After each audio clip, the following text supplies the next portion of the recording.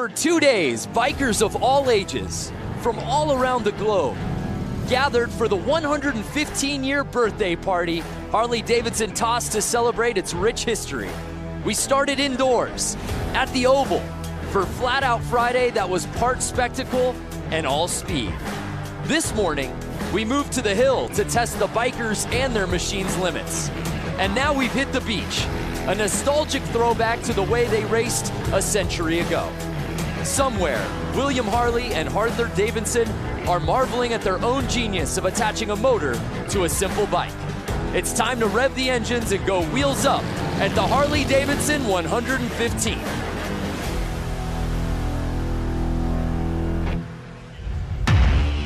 Welcome to beautiful Bradford Beach in Milwaukee. It's been an amazing 2 days of events out here for the Harley-Davidson 115th anniversary celebration. We started out last night with Flat Out Friday. This morning we had a hill climb, of course, and we end out today's action for the Bradford Beach Bowl. It's the Bradford Beach Brawl live from Bradford Beach here in Milwaukee, Wisconsin, presented by the Race of Gentlemen. What's happening, everybody? Brandon Graham joined alongside X Games gold medalist Lance Corey, and the lovely Diana Dahlgren will be rounding out our broadcast team out there on the course. I hope y'all are ready for some racing because, Lance, we've got 6 different classes of motorcycle hitting the beach here today. It's incredible. I mean, for the fact that this hasn't been here for 110 years and we're recreating history right now, I'm mind blown. Yeah, well said. 1908 was the last time bikes hit the sand, so we are in for a treat here today. And taking a look at our menu of events, heavy, men's hooligan, men's moco, men's vintage sportsters, men's brakeless 45, the mixed TROG 45, and I know your personal favorite, Lance, the mixed Hollywood 80. You have that correct. So we'll be seeing all of those classes hitting the beach here today. Just fantastic conditions. A little earlier today, if you were watching the hill climb, you saw what a muddy mess it was with the rain out there. Not a cloud out here that puts us in danger of any sort of precipitation. I think it's going to be ideal conditions. So before we get to the racing, as you see that beautiful commemorative flyover, we of course want to honor our country, and that's why before we kick things off, we started off with our national anthem, sung by Amy Eisenhut.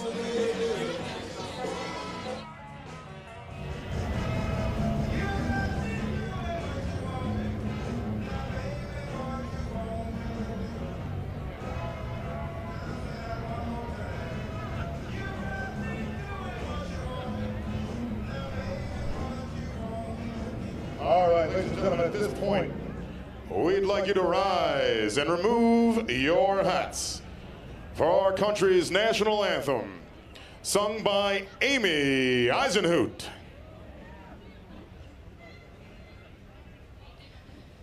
Oh, say, can you see by the dawn's early light what so proudly we hailed at the twilight's last gleaming, whose broad stripes and bright stars through the perilous fight o'er the ramparts we watched were so gallantly streaming. We've been down here since Monday morning at 6 a.m. essentially, pushing sand around, rolling sand, wetting sand, trying to get the gave proof through the night that our flag was still there. Oh, say does that star-spangled banner yet wave o'er the land of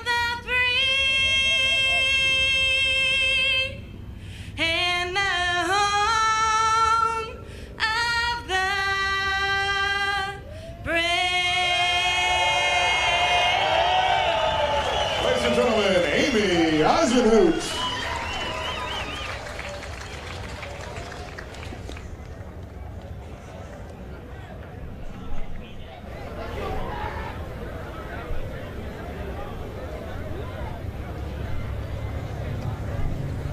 All right, ladies and gentlemen, we're getting ready for some elimination racing out here at the Bradford Beach Brawl right now. This is where we start eliminating guys. We're racing for grudge masters. We're drawing lines in the sand. That's how we do it out here.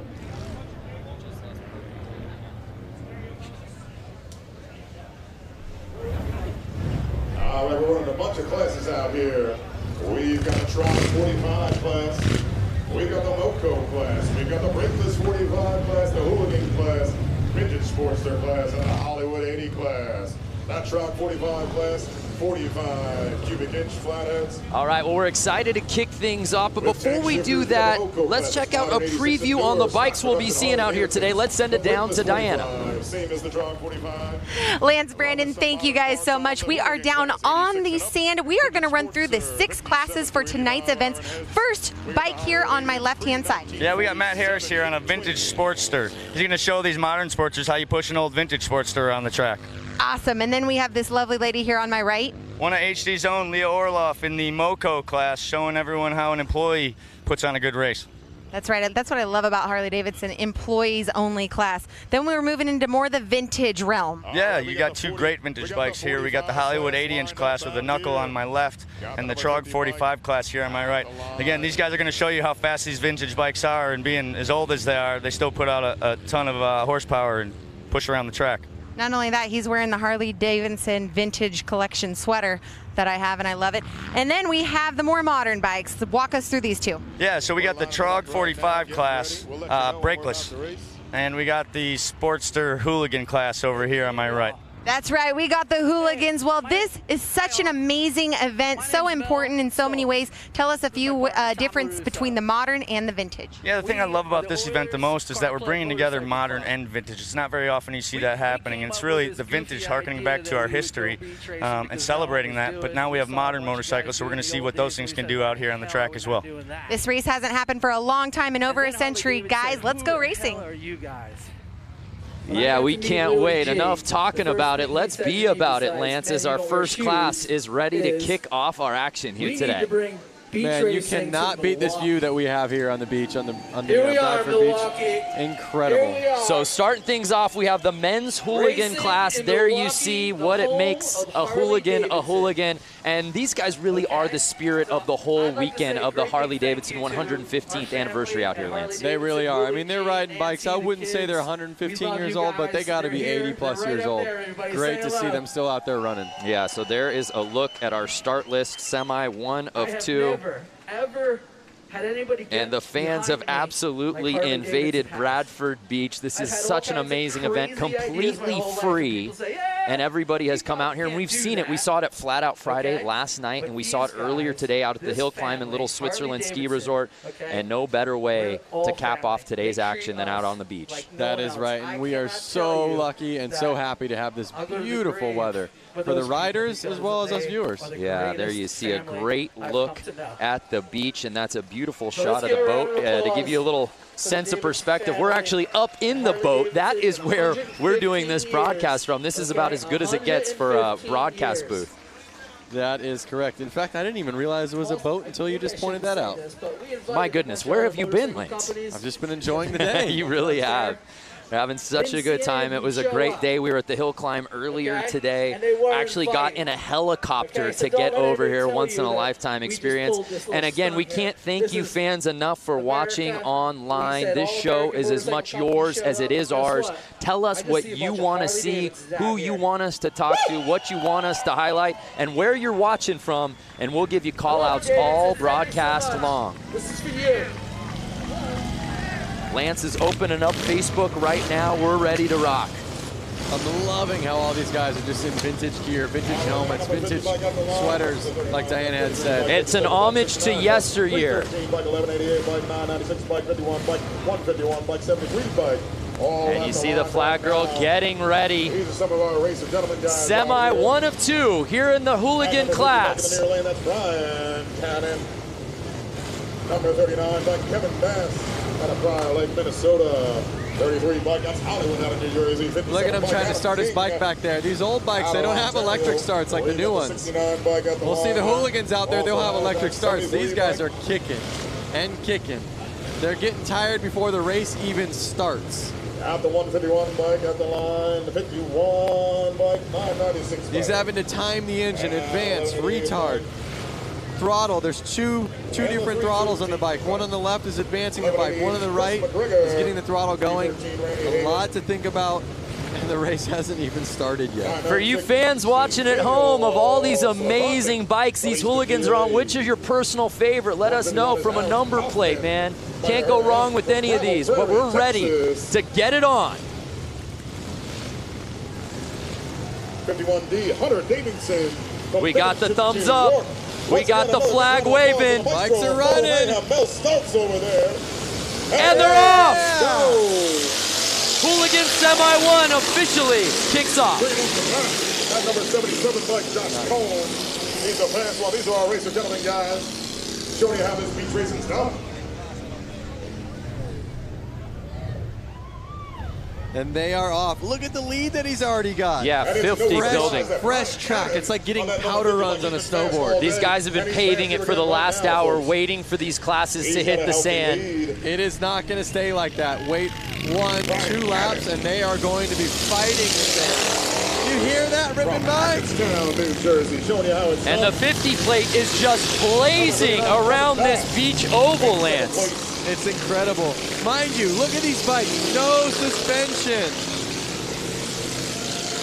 Shout out to the fans watching, in particular, Wesley Wills watching from the maternity room, waiting on the baby to get here. Oh my goodness, Wesley, congratulations. What better to be doing than having a kid and watching this race right now? Well, I hope, Wesley, you're enjoying that shot. And no surprise, here comes Josh Cone on that 77 bike. And the number 50 is just, he's keeping it smooth. He's on the gas on the straights. Watch when it gets straightened out. Watch him open wide. And we're already getting to lapping. 50 passing the 313. Oh, getting a little squirrely out there. Looks like we got Kevin Bass stuck out there in the sandberg. I love when he just leans into it and you see the roost kind of pop off the tire. And it is right there. How awesome does that look? And that's going to do it. The 50 bike takes the checkered flag. Incredible. Now, Lance, as we said, this race hasn't happened here in the vintage class. Oh, he picked a good time to lay it down. Well, we haven't seen these bikes on this beach in 110 years. You can't practice, especially with a vintage bike on beach. How foreign was it for these guys to hit the sand for the first time with these bikes? Well, you know, they were dealing with the weather. But here's a replay. Check this out. Notice this. He slows down. Because he slows down, it's actually harder to get through the sand, and he crashes. He didn't slow down that entire race. No, it's easier to go faster on the sand than it is to slow down. When he slowed down, he let the bike go. And look at 3 of them. 1, 2, 3. They all slowed down. They all fell over, and they're all struggling getting their bike started. These are not new bikes. These bikes are older than probably most of the people watching this right now. It was full throttle the entire race, and then half the field just loses it after that checkered flag. That was awesome. Really was. Really was. Give them a big round of applause. And the thing is, they all went down going low speeds. They're all laughing. They might not be laughing if their bike doesn't start after a minute, but they're laughing. Those are all guys that are racers. Yeah, we see a lot of fans for that 50 plate. Tim Connor. Walter Gerson Rodriguez, 50, killed it. That he did. Again, if you're just joining us, it's the Harley-Davidson 115th anniversary celebration. It's just a weekend full of madness out here all over the greater Milwaukee area, and we finish up our event schedule out here tonight on the beach. There's a look at it. I had to drag Lance out of the water. He was out there body surfing. I said, hey, man, we got to get to the show. That's right. No place I would rather be than the beach. Yeah, it's perfect right now. The beach and Harleys, I mean, that's just, you know, the best. Much better conditions, and I'm curious any of those fans watching right now, if they were watching earlier today, for the Harley Hill climb. A little bit different conditions than what we saw a few hours ago. It's incredible that just a few hours and maybe 20, 30 miles, and all of a sudden it's like we're in a whole different world.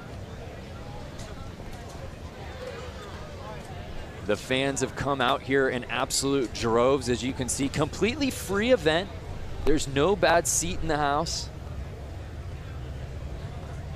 And it's all hands on deck to help get the bikes off the track as we await our next class.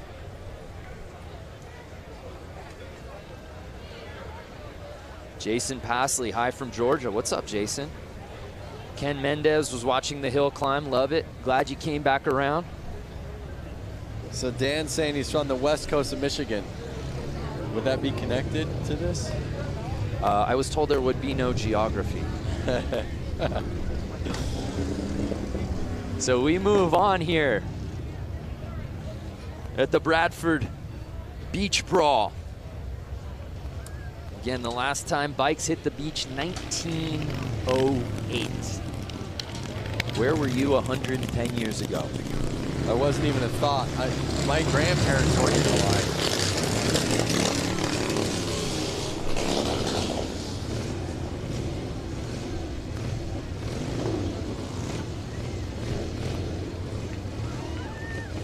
North Haven, Australia, Troy Taylor, stand up. It's so awesome to see all the fans out here, and then these old Harley-Davidson vehicles, I want to say. I see kind of like a milk truck. I see a old bakery truck. You know, I know we probably can't do it, or maybe it's frowned upon, but in addition to all of these incredible new bikes, like the 2019 stuff that Harley has on display, and of course the vintage bikes we're seeing out here today, as you said, the old vehicles and the old banners. I'm talking like the old Harley-Davidson race banners. That's like the ultimate memorabilia. I would love to just grab one after the broadcast when no one is looking. I'm definitely going to have to ask the right people if I could grab one of those for the shop. Great time from New York, Quebec, Canada, Bastien Briard. So I want to know all these people on Facebook Live right now. Yeah. Are they rooting for a hooligan? Ooh. What hooligan do they want to see out here? Yeah. You know, take the win. Yeah.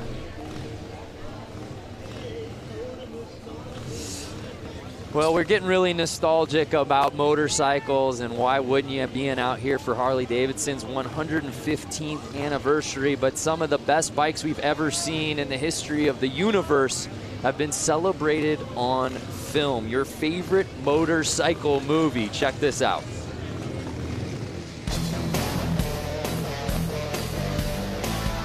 My favorite motorcycle movie is, I don't have one. I love them all. I guess I would have to say The Wild One with Marlon Brando. Terminator, because I had a fat boy.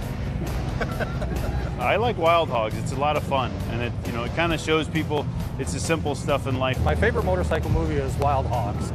My wife and I watch that at least 3 times a year. Easy Rider. Easy Rider. Easy Rider. Easy Rider. No question, hands down. I have to duplicate my husband on that one. Easy Rider is the motorcycle movie. Wow, I am so glad that Easy Rider edged out Wild Hogs. What is Lance Corey's favorite motorcycle film? That's tough, man. I mean, I was born 1990, and I've watched Easy Rider. I do dig that movie. But something about watching Wild Hogs and then being able to, like, call somebody a wild hog, they're both great. It's become the ultimate adjective, that's for sure. All right, so we have vintage Sportster class lining up. Is that correct? It looks that way. Let's take a closer look at some of these bikes. Any of our fans watching out here today have got a vintage Sportster of their own? And if so, give us the stats. Actually, I'm getting word that this is brakeless 45. Oh, the brakeless 45. Yes. There will be no slowing down in this race. No. But you don't want to slow down. You want to stay on the gas. Then you stay above the sand, and you don't end up crashing. Oh, speaking of motorcycle movies, there you see our Brakeless 45 contenders. I was actually going to bring this one up, that Amon Sharma, Terminator. Terminator. Absolutely. Yes. When he jumps like a fat boy softail off like the into the yeah, wash. Incredibly realistic. So here's a look at our rules for the men's Brakeless 45s. Pretty simple. Bikes out here on display. Anybody out there watching got a Brakeless of their own?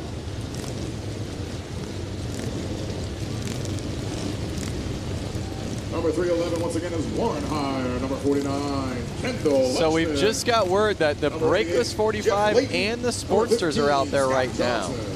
We'll have to keep an eye on that. I love the camaraderie of class. So let's see who this track favors out here today. And it's 311 with the early lead on the outside. But he's leaving the inside track wide open for 15 to make the pass. Scott Johnson, number 15, pushing him wide and staying on the gas. Oh, I love it. That's one of the tactics of racing motorcycles is you can push people wide, and if you're a little bit above them or a little bit stronger, you can kind of run them where you want them to go. Right, well 311 got that whole shot early, but he left the door open. Yep. And it's Scott Johnson in the 15th place, leading the way. I mean, you can just hear how loud it is here. The bikes are ripping by. Uh-oh, someone's he's getting Scott squirrely. Johnson. It's Warren here. Can he catch him? Taking that berm high in that now, Scott turn. Johnson and Warren are good buddies, so we'll see if they play nice with each other. Oh, we've got a bike down. We'll see what number that was. Look at this shot. Are you kidding me? Can Warren cut to the inside? Through the water, inside line. The people at the fence there. We got bystanders diving into haystacks. Oh, he got. And it's 311 who got the lead. Scott Johnson opened the door and 311 pounds and he goes down.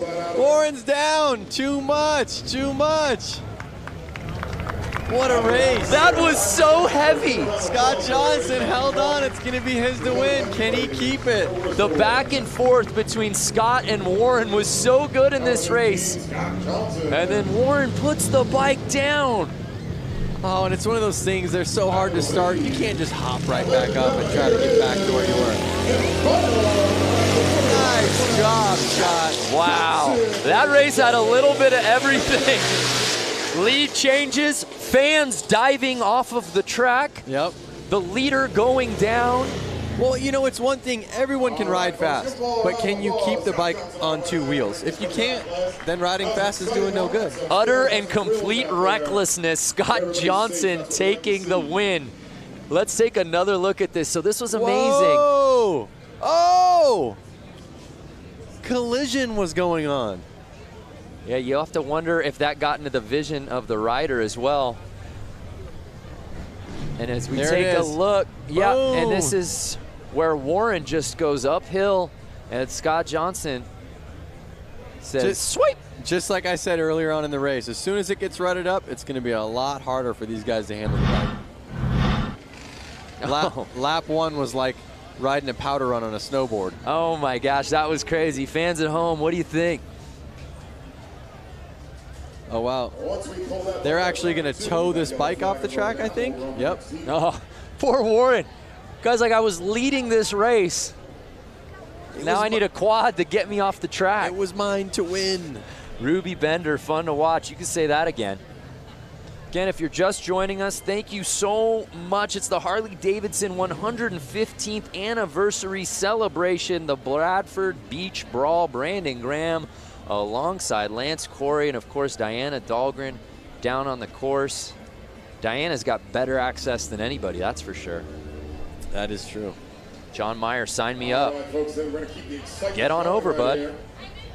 As soon as I wouldn't mind being in one of those boats. Yeah, you're kind of a yacht guy. I would definitely be in that yacht. Yeah, yeah. Kind of a prestige worldwide. Wide. So we're getting ready for our next class, and hopefully it lives up to the hype. What we've seen so far has been some great racing. Josh Jones. I think this should be every weekend event all across America. Josh, we're there too. Hey, for more on the course, let's head down to Diana. What's going on, Di? Hey guys, you know what? I'm just on this massive water truck. We're gonna go do a little maintenance right now, and we're also gonna steamroll behind the water truck. We're gonna get this course nice and flat for the next set of races. Guys, it's gonna be good. Wow, so we're gonna have another race where a guy out front gets the perfect track. And there you see her pageant wave. Like she's marshaling the parade.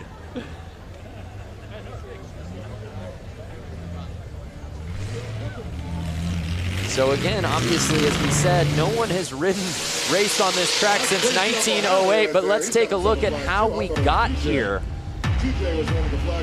It takes a village to get this thing going, but Lance, job well done by all of the contractors out here to make it possible for us to bring these bikes out today. It's incredible. And these guys, they're people that ride or hang out with the riders a lot. You can't just come out here and make a track if you don't know what it's like to ride the bike. Right. Yeah, you can't just merely push sand around and make an oval. There's absolutely a science to this. Definitely. And oh my goodness, Diana's got a t-shirt gun. Please cover small children. Protect your eyes. Diana, can you come over to the boat that we're in and shoot one over to me, please? Oh, there he goes with that Hudson engine. So we're going through some course prep. Let's check in with some of our fans watching right now. Where are we watching from? Hello from Portugal. What's up, Angelo Lopez? Gotta make sure we keep it safe for all of our riders out there. Brazil, Felipe. There you see Diana opting for the one-handed shot. Takes utter control. How about this guy? Driving his custom-made vehicle around. Think it's street legal? Yeah, and I think that nobody seems to be bothered by it at all. There's a lot of wacky stuff going on for the 115th anniversary. Good times. Brian Mose from New Zealand, Kevin Morris from Rhode Island. I want to know who's the furthest from Milwaukee. I mean, Brian Mose. Yeah, I'm not a map guy, but I feel like New Zealand and Australia would be in the lead there. Didn't we talk about not getting into geography? Yeah.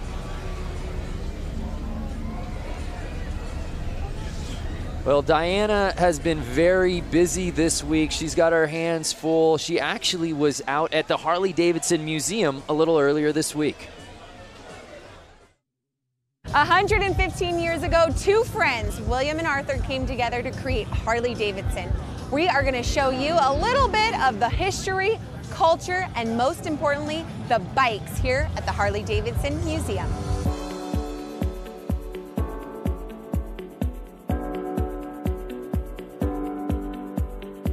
Behind us is the bike that started it all. Yep. Which is gorgeous. The oldest Harley-Davidson in existence. Both Bill Harley and Arthur Davidson were really avid bicyclists, and Bill Harley actually worked for a bicycle company here in Milwaukee, and their first project was to build a motor to literally put in a bicycle. You can see how they kind of shaped the frame so that it would embrace the engine, and that kind of set the standard for what we still do now. Can I write it out of here? Well, first of all, you'd have to guess it out. This is actually dated July 20th, 1901. This is original. So this is the original drawing from Bill Harley and where did you recover? How did you recover this? The Harley family saved it. They had the foresight to save stuff from almost the very beginning. Over there is the book from 1907 when they incorporated, and they actually began a program of saving at least one bike new right off the line in 1915. Wow. And we do that to the present. When we were back there, you know, you look and this looks like a whole motorcycle. Right. And as you walk in. Wow, I didn't even notice that till now. That's amazing. See, it works. This thing's completely taken apart. So, you know, the idea here in this whole room is to give people, you know, a sense that the engine from the first bike we built today is the, you know, real heart of the motorcycle, both, you know, obviously from making it go, but from a design point of view, we always show that beautiful engine like it's a jewel in a setting. We want to give people a sense of, you know, how these things work, and we make it interesting.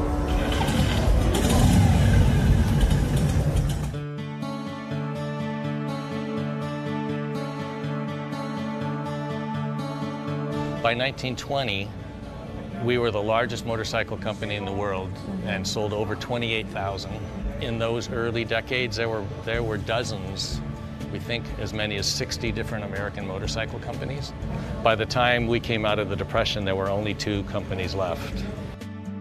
You know, the major turning point was World War II.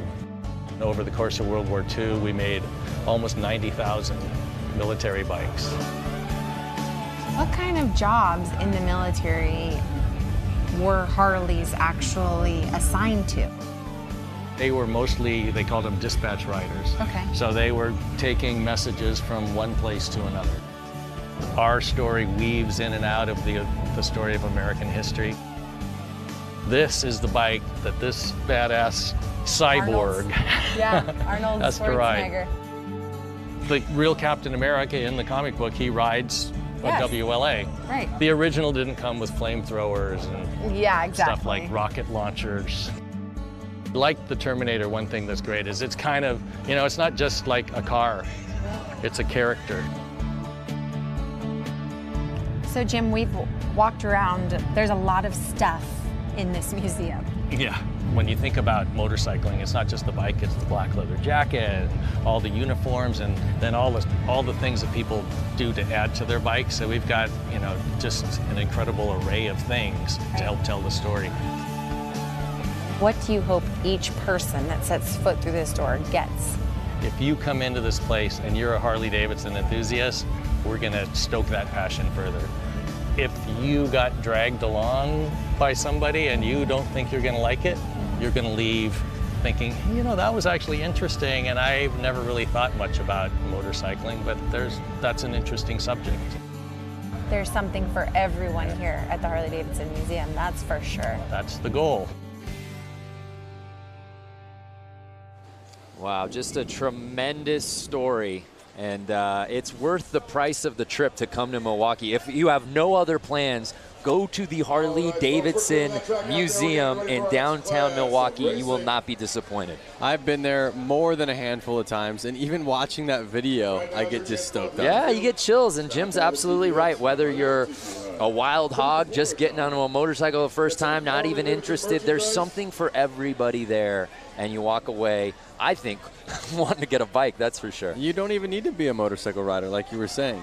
To see the American history and the fact that somebody was doing that so long ago. The longevity of the brand. I mean, we talk about it being the 115th anniversary, but he put things in perspective really well, that after the Great Depression, there were only 2 motorcycle brands left in the world. Yep. And Harley was one of them. It's so awesome. It's so awesome that it's still here, still living the dream, and every enthusiast is keeping it running. Well, we thank you for joining us here for the Harley-Davidson 115th anniversary celebration. It's the Bradford Beach Brawl, and we've just got some course prep going on out here at the beach on Lake Michigan. And it's been a gorgeous day thus far. We're a few races in. It's been a lot of fun. They started setting this thing in order earlier in the week, Monday, I believe, and the digging began on Tuesday, and here we are Saturday, and this ends our amazing event schedule. All hands on deck, as we said, everyone playing a role out here. And at its core, it's really for the fans, and everybody gets to come out here, a completely free event.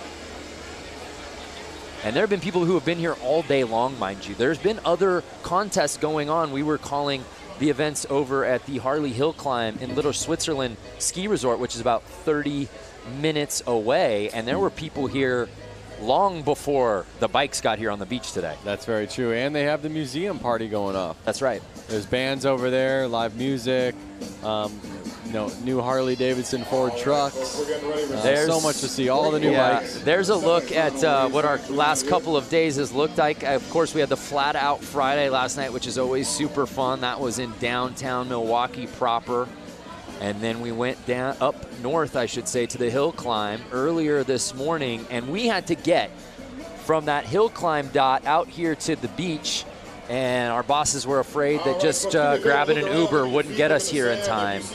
So we got to the chopper. Yep. We got a helicopter ride, Lance, Diana, and I, and some of our production staff to get over here. So that was amazing, and we're having a great time. And we hope you fans watching at home are staying with us. We still got plenty of racing to go. Hey, before we cut to that feature at the museum, I asked who was watching from furthest away, and I want to pay that off. Martin McKinney said that he was watching from the southern point of Victoria, Australia. So if you know anything about Down Under, that may be the furthest point from Milwaukee, Wisconsin. That's a good chance. Mary Thompson, you're watching from Minnesota. That is not the furthest point from Wisconsin. But we love that you're watching. Yep. El Paso, Texas, Terry Reed. So let us know who you want to see, what classes you're most looking forward to. If you've owned one of these bikes or any of these types of bikes, would you bring it out to the sand? Because I think a lot of these guys say, oh yeah, I'd ride the hill climb, or heck yeah, I'd go into the arena and do the oval on the concrete. How many of you guys and gals with bikes would take it out here to the beach?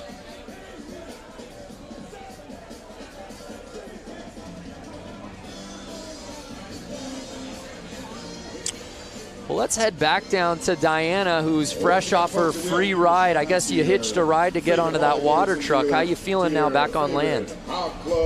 I'm back on land, and it was great. The track maintenance is so crucial when it comes to this beach racing. And you know, to think about it, over 100 years ago, we didn't have machinery like this. So it just makes you wonder what track conditions were like back then. But for now, the course is smooth, it's going great. And I will tell you, these are the greatest fans in America right now, near and far in Milwaukee for the 115th anniversary Bradford Beach. This is the spot to be, guys. Yeah, there's no doubt. She's got the best seat in the house, and we're getting ready for our next class that will be hitting the beach, the Hollywood 80, Lance. All right, folks, listen, it takes a village to look around, look at your feet, see if you find a wallet. We got a young lady missing a wallet. So there you see fans in attendance. We've got fans in the infield. We've got fans out here. There's some stadium seating just east of the sand. And lines of traffic. I feel like cars are even stopping near the beach just to roll down the window to get a view of this thing.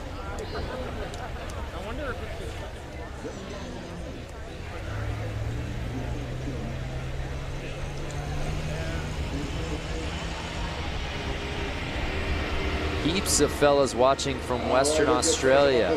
All right, Leon. I have to think, Brando, I have a couple Harley-Davidsons of my own. 2018 Lowrider. Okay. I have a 2013 Street Bob. Okay. 1992 FXR. Okay. And a 1957 Panhead. That's more than a couple. And a couple more little ones. I got a little Harley Shortster. But I was just talking about the big bikes. I have to say that if I were to go out there... Which of the stable would you bring out here to the sand? I would bring the 2018 Lowrider. Okay. FXR, well, first of all, let's start with the oldest. Panhead is amazing. Hardest one to ride. It's got suicide shift, rigid frame. It would be a little tough. It's a little raked out, not the right bike to be riding in the sand. Then my FXR, I would probably kind of choose that one, but if I crashed it, they don't make any of those parts really anymore. So I kind of want to keep that one nice. Right. Then I have my Street Bob, great bike, love it. But it's kind of lifted, it's set up a little bit more aggressive. My 2018 still has the stock suspension on it because it's great. It's the lightest of those bikes. It's going to handle the best. So I would put my money on bringing my 2018 Lowrider out here. Yep. Well, maybe for the HD 120th anniversary celebration. We can get Lance Corey not only in the booth, but out on the sand. Yep. And by the time that rolls around, that 2018, that'll be a forgotten memory, that bike for you. Yep. I'm curious, anyone watching this, any of you guys have one of those bikes that I mentioned? Do you have a 2013 Street Bob? Do you have a 2018 Lowrider or an FXR or a Panhead? Just want to know, what you guys are riding. Yeah, what do you got? Not only what do you got, what do you have in the stable, but are you willing to bring it out here to the beach? That's a commitment. Kevin L. Morris says he's got the new Softail Lowrider, so would you bring it out, Kevin? That's the question. Would you bring it? How's it set up? Could it handle the sand? But this is the thing. You don't know until you get out here. You don't. It's too conceptual, I think, for a lot of these classes when, hey, Harley-Davidson says, hey, we're hitting the beach for this race. Oh, amazing. Which bike am I going to use? Is my bike even going to hold up? Yep. Jeremy Pike has a 2001 Dyna T-Sport. They don't make those anymore. Yeah, see, now that's what you gotta, that's the risk involved. There's probably a lot of nice parts on that.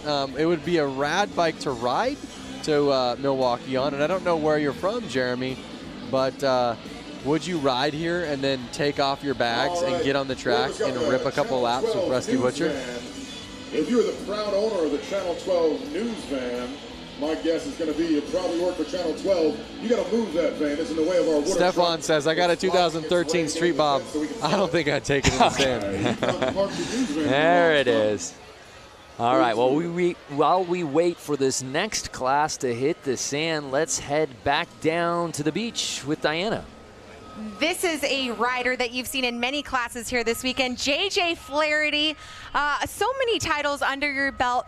You're such a great sport and ambassador for the sport of Harley-Davidson and everything that it involves. Talk about the 115th anniversary.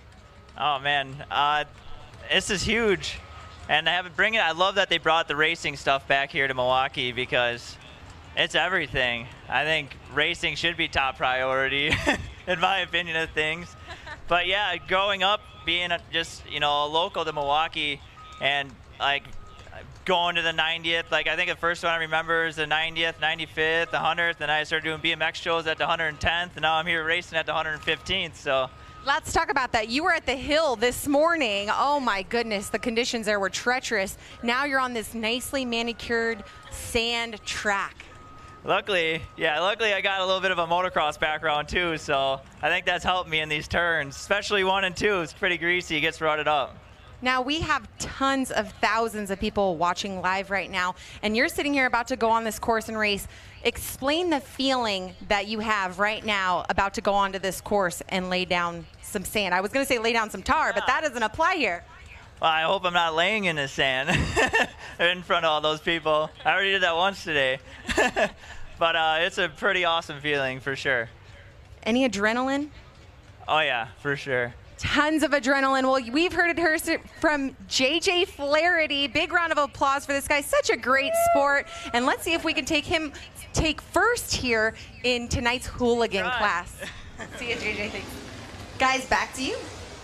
JJ Flaherty has had himself a day in the all-white leathers. He was competing in the hill climb earlier today, and it was a muddy mess. Of those fans who are watching, you know what we were talking about. No one went unscathed, but JJ Flaherty made it all the way to the championship round in his class, ended up having to settle for second place, but man, he looked so good at the hill climb this morning. I got lucky enough to see a photo that was taken from about eye level of the track.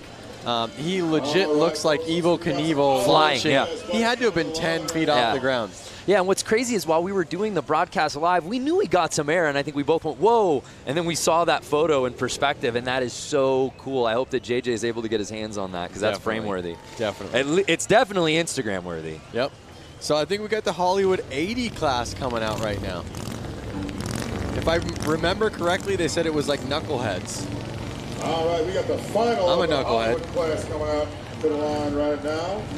Hollywood class. And you know what I love about all of these classes, whether it's vintage or Hollywood 80, is not only obviously the bikes, but even the plates paying homage to another era. Yeah. Twins out there. Notice these bikes have little tank shifters on them. like I said, you got that double throttle going. That's Frank Rick. These bikes are a lot harder to handle. As the times changed, they made the bikes easier to ride. You know, they put a front brake on them. They put a clutch on them at the hand. They let you shift with your foot. Some of those things made the newer bikes easier to ride than these older bikes that have, like I said, the advance and retard and the left throttle, the actual throttle on the right, and then the clutch as your foot and the hand shifter. So you have to take your hand off the bar every time you want to shift, as well as you have to take your foot off the ground. So if you're at a stoplight, you only get one foot on the ground. There was way more to think about. You have to think way far in advance while doing it. That's wild. And yeah, for you fans watching at home going, was this just a man head-to-head race? No, no, no. Bike's slowly coming back out here. We'll have a full field.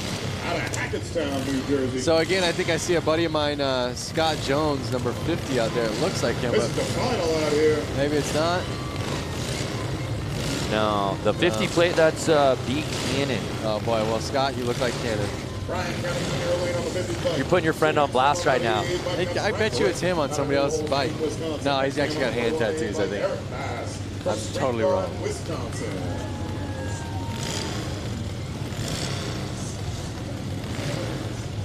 Daryl Jewell, back in 73 and 74, we drag race on the beach at night, had a 73 Sportster. All right, Daryl. So awesome. Out of Brawl, Lake, Minnesota. I'd love to get my hands on that Springer for my Panda. Mike Melanie Lazelle interviewed the flag girl. Yeah, she's kind of stealing the show out here today. Yeah. Notice how she kind of like waves it, and they don't go until she does a big jump, and I believe hits the ground. Yeah, see, waving, wave. Making sure they're all ready. Wave, jump, wave, and the jump. Yep. And they're off. And it looks like the 50 plate building that huge lead. He is not messing around. And again, look at fresh tracks. They're making the ruts. They're not taking ruts, they're making the ruts. On the gas, waves coming in. Taking no prisoners out there right now. And it's more of the same from Cannon out here today. So awesome. Look at him. He's getting the weight on the rear end, which is basically getting the front tire off of the ground. It doesn't look like it, but the weight is completely off of the front tire, which is making the bike get through that sand way easier than you would imagine. It's still hard, but a lot easier than if you didn't. Well, no, I see what you're saying. Brian Cannon making it look like a Saturday stroll. Look at the lead he's built. He is definitely out front. He's got almost a 4-second lead. You can hear these bikes through our microphones just ripping.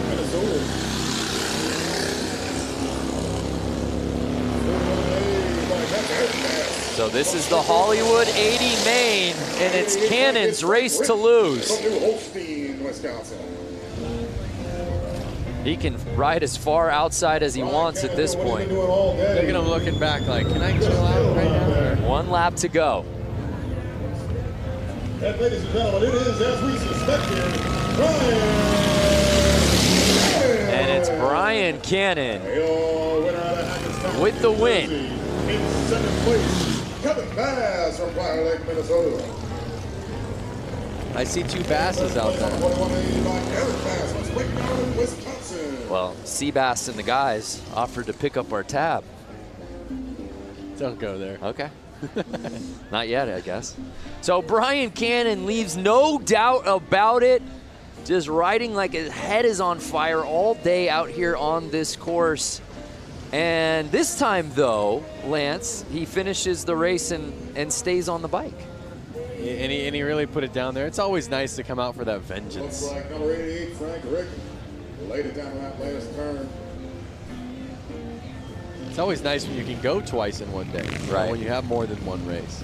I think the first race you kind of just get the EBGBs out, you know? You're ready to go, and then you finally like, all right, I'm ready.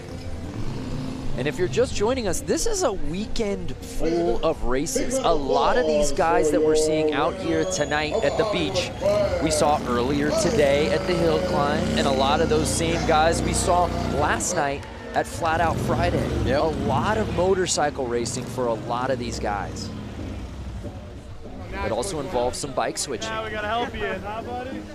Look at all the smiles coming off the track, all their friends, mechanics, maybe bike owners that are letting their friends ride their bikes. Well, JJ Flaherty, who Diana Dahlgren was interviewing earlier, actually lost to a rider whose bike malfunctioned right before the start of the race and had to borrow a friend's bike literally 30 seconds before the start. Maybe that was his trick tactic.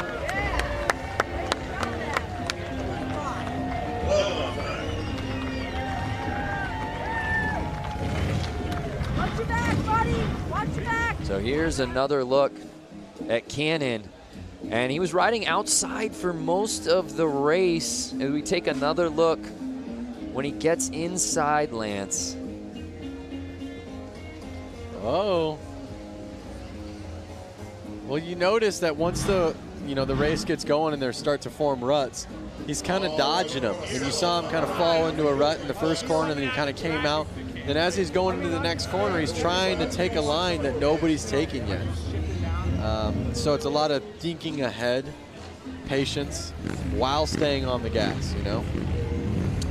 So now it's time for Heat 2, I believe. Heat 2 of the Hollywood 80 main.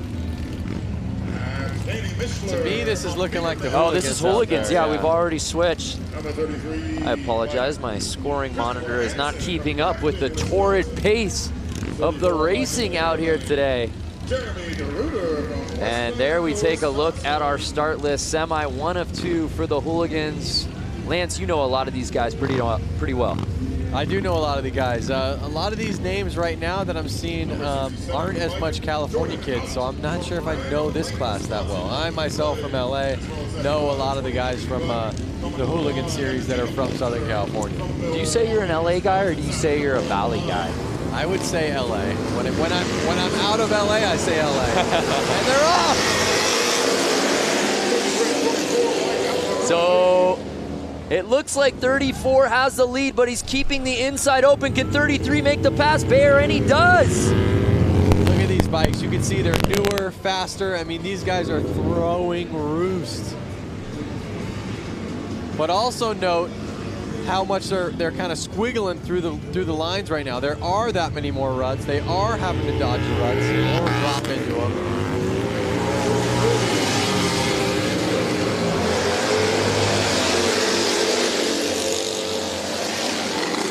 So now it's Hansen, 33. Can he hold on? Right behind him, 77, Mishler. He's building quite a lead here with 2 laps to go. Notice how when they're going down the straight, they lean back, and when they go into the corner, they actually kind of lean forward up on the front of the gas tank. It's kind of because they need the front end a little bit to steer.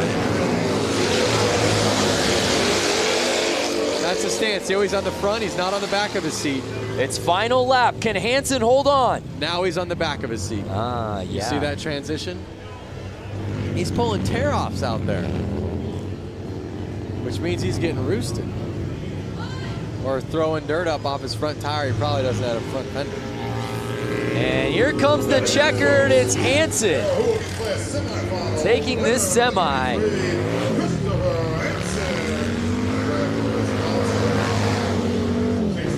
I see a question right here from Walter Rodriguez. Is there a hooligan group of riders around New York City? There's a group of guys that have ridden the hooligan class. They're called the East Coastin' Crew. They're out of Connecticut, New Haven, Connecticut. I want to say that's what, maybe 45 minutes from New York City. They have ridden hooligan classes, and they kind of do stuff like this. I don't think they're here this weekend, but there are people on the East Coast doing this. See Mike Melanie Lazelle, 33 must-ride dirt bikes. So let's take another look here down the stretch before that first turn. And early on, it was the 34 bike, but he went outside And 33 was able to pounce, and there was no looking back after that first lap. Like I said before, those ruts are kind of messing with these guys now. They're having to hold on to a wild animal almost. A little bit different than riding your Sportster on the paved ground.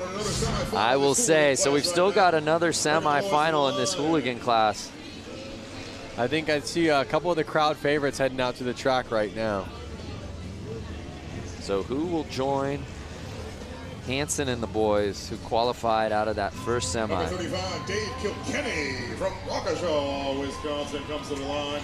It's great too, Lance, because there is such a huge contingency of Midwest riders, particularly Wisconsin riders. We've seen it across all platforms out here the last 2 days. Yeah. And there's our guy, JJ Flaherty. Going from flat tracking in a little arena on concrete. Yep. Launching his Harley like Evel Knievel up a mountain. And now he's here on the beach, riding in the sand. And I believe through every single race, the promoters have made them wash their bikes so they don't transfer the sand to the concrete, the dirt to the sand, vice versa. I think it's kind of a rule by the city, as well as keep the tracks clean. Here's the real star of the night, Flat Girl, and they're off. Oh, and Flaherty gets into a little bit of a scuffle.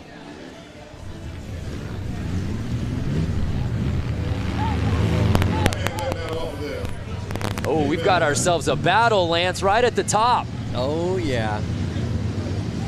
Flaherty staying on the inside, though. Yeah, he's playing this thing right. 142 still leading, but he's on the outside. And now it looks like he's finding his groove, Lance. Diana, what are you seeing down there on the course in this race? You know, I've talked to a lot of riders, and some of them were talking about taking that outside line, relying on that outer bank, but JJ Flaherty early on in this race was taking that inside line, saved him some time. Might be an all-out battle. A lot of these guys, are they used to the weight? Lance, you could probably attest to this. What kind of weight are they facing when they go into that turn on the inner line? Well, I mean, they're already riding bikes that are... Oh, no! Oh. Flaherty goes down! Our man we were keeping an eye on is down.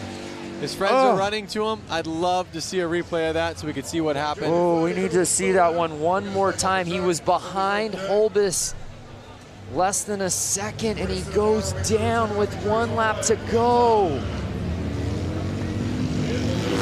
JJ Flaherty and Danny Holbus have ridden together for a long time. They're good friends. Unofficial results right now have Holbus winning that semi, or at least taking the lead. Hopefully it looks like Flaherty's okay, but yeah, we need to see another look at that. That's for sure. And again, this kind of goes on what you asked, Diana. That bike's 500-600 pounds, and he just tangled with it. Let's check this out. Yeah, here we go. Let's see what went wrong for JJ Flaherty. He was trying to pull a tear off. Oh, yeah. The ruts. The ruts. Yeah, Diana, is that what you saw down there with JJ? Saw the tangle up, but also what I saw, guys, was the camaraderie. I don't know if you saw Atkins, better known as the Rusty Butcher, come right up to him, check on him, see how he's doing. There he is again with another hooligan. That's the love and camaraderie we have here in Harley-Davidson and flat track racing. Yeah, well said, Diana, especially in this hooligan class. So many of these guys are friends. What started out as just friends riding together, gaining notoriety, and it's evolved into something so much bigger than that, and they're all out here today. Really what happened out there was, you know, he was trying to grab his tear off because he was coming from the back. He probably had dirt all over his goggles. He was a little too focused on that, and you saw he was kind of in a shady area, which I want to touch in a little bit. He didn't see those ruts that we've been talking about since we started this. He cross-rutted. Front tire was in a different rut than the back rut, and that basically crossed him up, threw him right off the bike. That's a really good point as we take another look. Going at the goggles, not paying attention. Yeah. cross ruts. Just takes one hand off and completely loses control. And that's such a bummer because he was right behind Holbus, and he ends up with a DNF, and then the riders behind him settling for that DNF. And it's Holbus that takes the win there. Notice the fans in the infield, so stoked just to kind of handshake and all smiles on their faces, happy he's up walking around. But you bring up a great point about the shadows. When these guys got out here, the sun was shining throughout the entire course. Now as we're getting a little later into the day and it's 6:05 p.m. here local time, the sun's slowly starting to come down, and really dare we say half this track is now in shadow. It's tough. It really makes it hard in the shadows, and it makes it hard. You don't know what goggles to wear or lens to wear. You want to wear something for the sun, then all of a sudden you're in the shade and you can barely see. Or if you wear something for the shade, you pop out into the sun and you're blinded. So it's a tough one for sure. Not saying it's impossible. Obviously they're out there doing it and kicking butt, but it puts some confusion.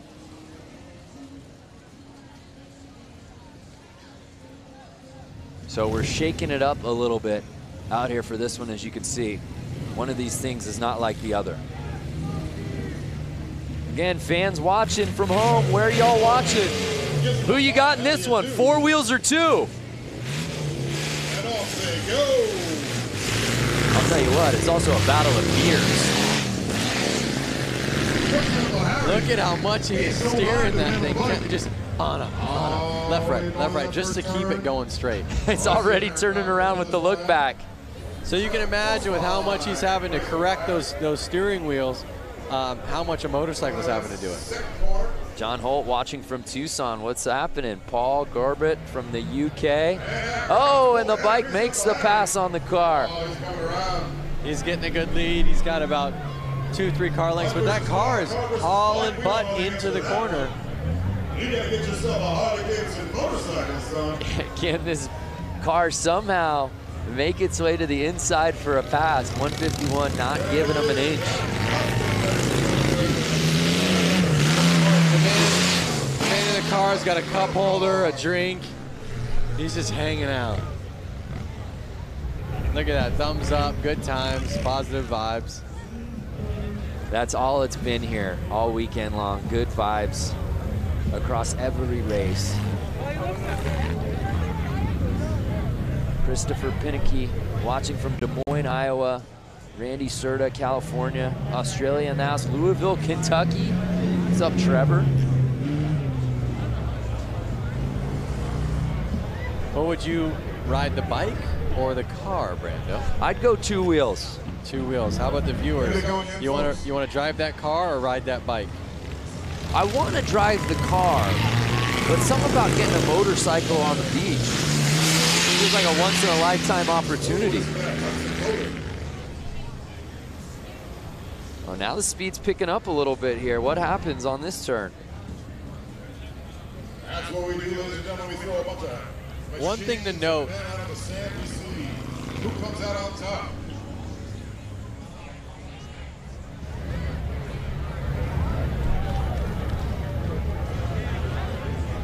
Well, as we continue on with this race, it's Baywatch out here on the beach. Let's go to our own lifeguard, Diana Dahlgren. Oh, that was clever. Okay, so yes, I'm the personal lifeguard here for the Bradford Beach 115th Harley-Davidson anniversary beach brawl, I guess. But anyways, they are about to start track maintenance. Now, I'm up here to show you guys the feel. We are literally feet away from the beach. I mean, the water is rushing up right here as the cats go on to do their track maintenance. Pretty amazing. We want to know where you guys are watching from. If you're on Facebook Live, leave a comment. Let us know where you're watching from. Maybe you're on a beach. Maybe you're in the desert. I don't know. We'll find out. All we need is Hasselhoff and some slow motion running, and we can make this thing happen. Oh, yes. So Diana, she's all over. Let us know, fans at home, where you're watching. And if there's a particular rider or something that you want to see, let us know, and Diana will hunt it down. So much going on out here in Milwaukee. There's a beautiful look at the Bradford Beach Brawl. For more on the beach and these bikes, check it out. Make it a little safer for our guys out there. We've been down here since Monday morning at 6 a.m. essentially, pushing sand around, rolling sand, wetting sand, trying to get the track as tightly packed as we can. Sand is unpredictable. If you're used to riding on cement or a packed track, it's get a little loose out there. Generally, beach races are done on tide-packed coastal beaches, and quickly realized it was 5 feet of sugar-based sand, which is anything but ideal. It's got the consistency of flour, so if you ever thought about trying to run through a big deal of flour, how hard that would be, well, that's about what it is to control a bike through that.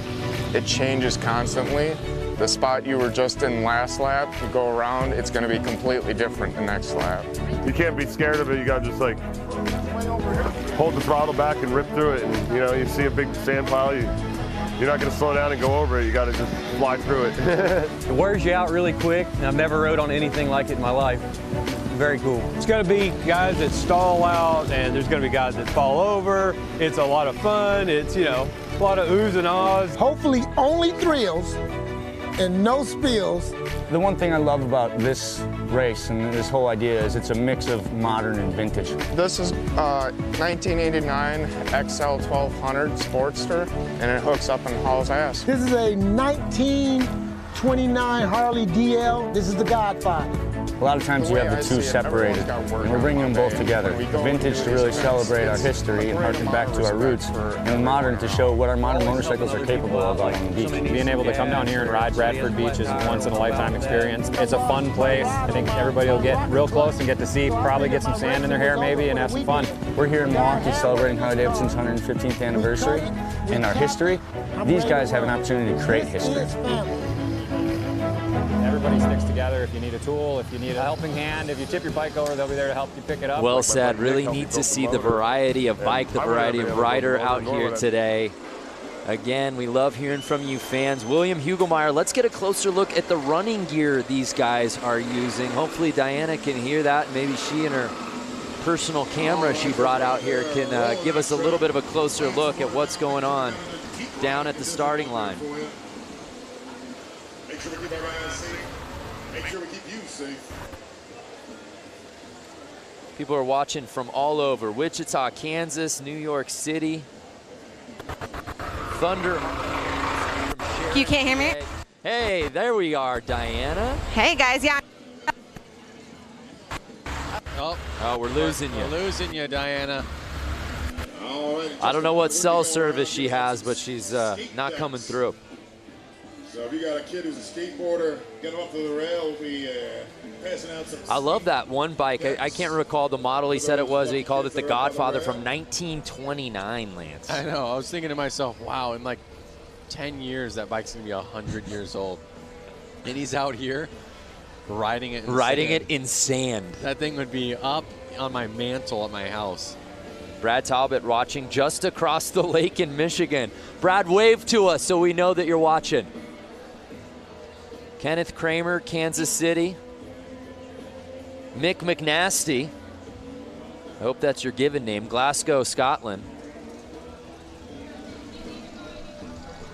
Just a wonderful day for racing, and I can't think of a better way to sort of cap off the weekend festivities of the racing than being out here on the beach. You see the sand maintenance going down right now. One interesting note that we heard in that feature was one of the riders talking about the consistency of the sand, and what he likened it to was flour. I heard that, and I was like, that's pretty good. But you know what? I've ridden on beach sand a ton in my life with sand tires, right, stuff like that. But I've never ridden on lake sand. And he made a point that it is different. A different type of consistency. Maybe Diana's down there right now. Can you tell a difference between that sand and you know, sand you'd see at the beach? I guess this is like sand you would see at the beach. But I found her. And what is your?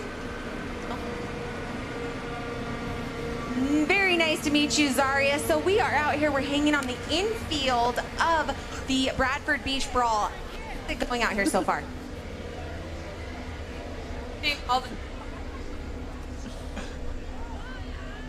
Well, that's amazing. Well, guys, we are going to be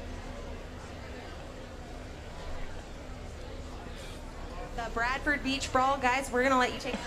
Oh, Diana, I'm so sorry that interview, we were having sound issues, but honestly, the real MVP was the guy eating a hot dog right behind you in shot. That was incredible. Don't worry, Diana. We all got photos up here in the booth. Diana, we didn't hear you, but that was still the most entertaining interview we've seen all day. Let's see what the people Oh, my on God. Facebook Please think about get that on Instagram and tell me fans at home watching on Facebook just saw the hot dog guy. Gotta love that hot dog. Jeff.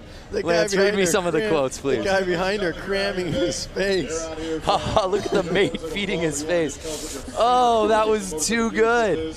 Holy cow. We can all go home. Oh, no, we still got more racing to go. Holy cow. So there you see course maintenance. Oh, we'll never be the same. Tell me you got a photo of that for us to post, please. I got a photo of that, and I'm putting it up right now. Again, if you are in the greater Milwaukee area, if you are in Wisconsin, if you are Lake Michigan adjacent and you're not here, you're blowing it. Figure out how to get out here. We've still got more races to go. There's music going on. Oh, so we boy. talk a lot about all of these riders being stoked on one another and the friendship, but let's just take a closer look at the camaraderie amongst these group of riders. The way I see it, everyone's got work on Monday. When we go and do these events, it's a great amount of respect for everyone around. We're always helping other people out, like if somebody needs some gas or if somebody has a flat tire, we'll help out with that. I lost my rod on my rocker clutch, so I figured my racing was over for the weekend. A guy had one in his car, we cut it, we tapped it, I'm ready to run. This is family. Everybody sticks together. If you need a tool, if you need a helping hand, if you tip your bike over, they'll be there to help you pick it up. Like my buddy Nick helped me build the motor, and I wouldn't have been able to build the motor, nor would I have been able to afford a real bike builder to build the motor. So to have friends that like figure it out, and we all figure it out together and help each other out to do it, it's great. It's tough enough to get through this world, and everybody needs a helping hand. We've all kind of been down on our luck sometimes and needed somebody there to lift us up. Lost the phone, and the family got together, the TROG family, and then we found the phone. Found the phone in the track. Absolutely. If a guy could help you win and he's racing against you, he'll do that. I mean, I'd help any of my competitors beat me.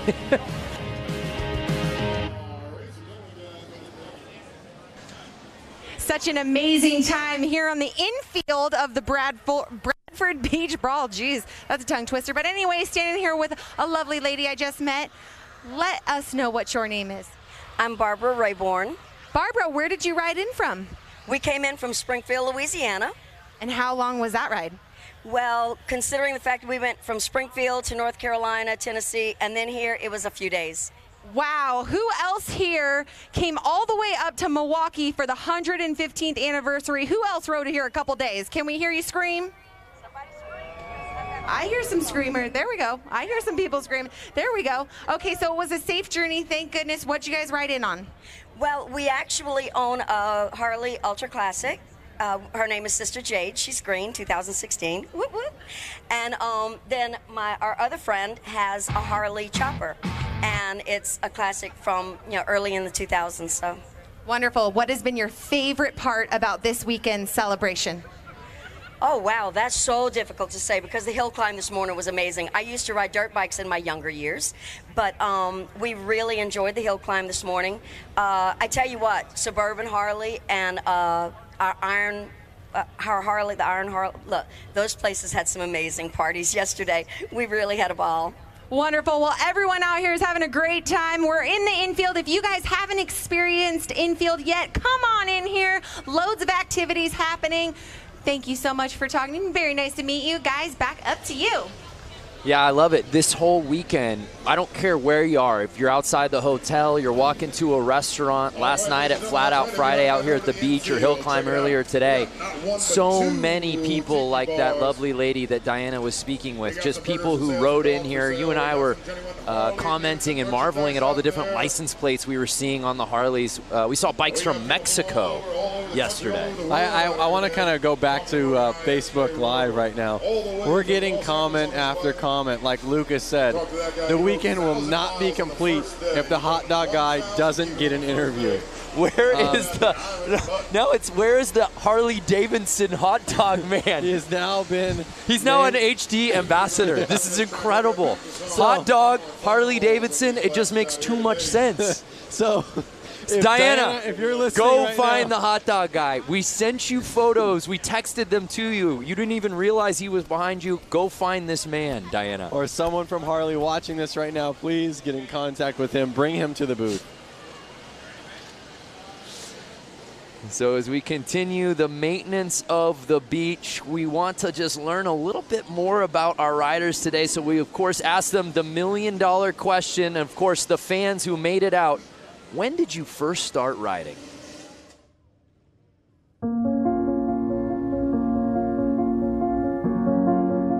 I started riding when I was very young. I had 2 older brothers that rode, put me on a bike when I was very young, pushed me and said go. Didn't tell me how to stop, nothing. And ever since then, I've been hooked. I started riding 30 years ago. Why? Because I love speed and I'm an adrenaline junkie. My first Harley was a Deuce, 2001. And well, it was a dream become true when I was so young. I've been a Harley since 12 years.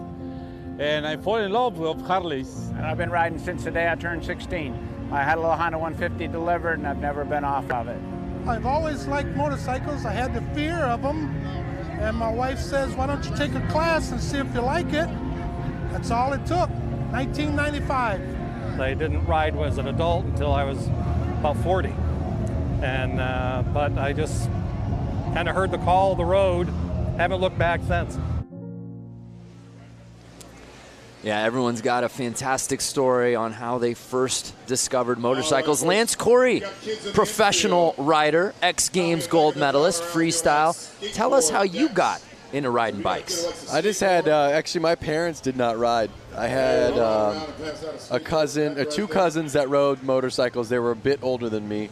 When they grew out of their PW50s, one of them was handed down to me.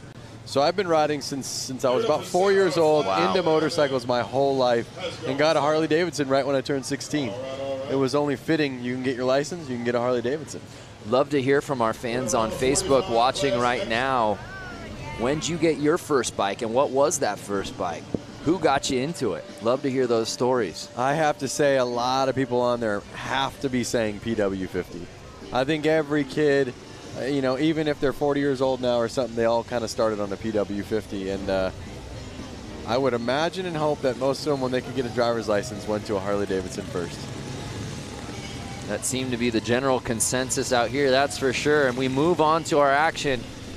And then you see the sun fully setting out here now as that starting line getting completely shaded. Hot Dog Guy has really taken the comment section off the rails here on Facebook. We'll try to find him, but we've got some racing to get to. The mixed TROG 45. These are pre-1952 bikes, 45 cubic inch flathead motorcycles. Again, and you saw that, it said tank shift. So these guys have to push their clutch in with their foot, shift with their hands. So they're gonna have to take their hand up the bars during this race. Ooh, well, at least it's smoother out there for them.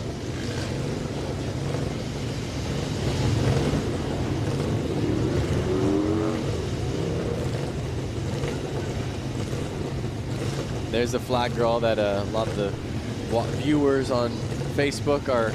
There's been some standout performances out here today. Flag girl leading the gate. Obviously, Hot Dog Guy coming in hot. Hashtag Hot Dog Guy. Please, if you're out there watching this and you love that, please hashtag Hot Dog Guy. We're going to run them again right after that, but we're going to reverse the order. Just give everybody a fair shake. And you see, even with the course holds and the maintenance, fans are not leaving. They're here to watch some action.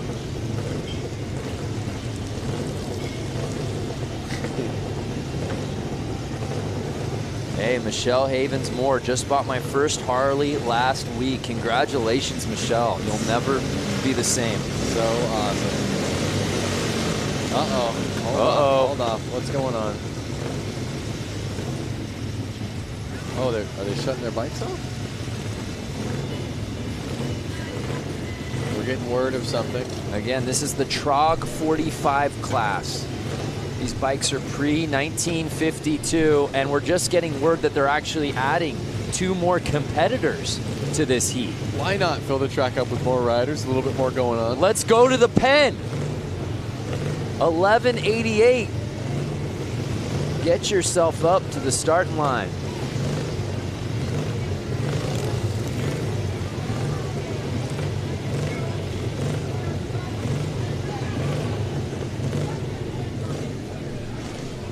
Here comes the 313.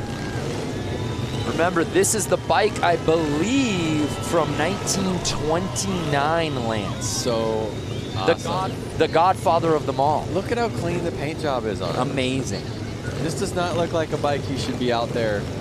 No. Scrambling. And the with fact that he's dudes. scrambling out here on the sand with this bike that's 90 dude, years old is how's my just dude remarkable. How's my dude number 77 with a ciggy in his mouth? All right, we've got a complete heat. Let's get it on. Look at him getting roosted in the back of the gate. They're off. That roost does not feel good. You ever been sandblasted? Never. It takes paint off of stuff. So it's 69 getting the whole shot. Does he leave the inside open though? He does, and it looks like the 77 bike takes the lead on lap 1.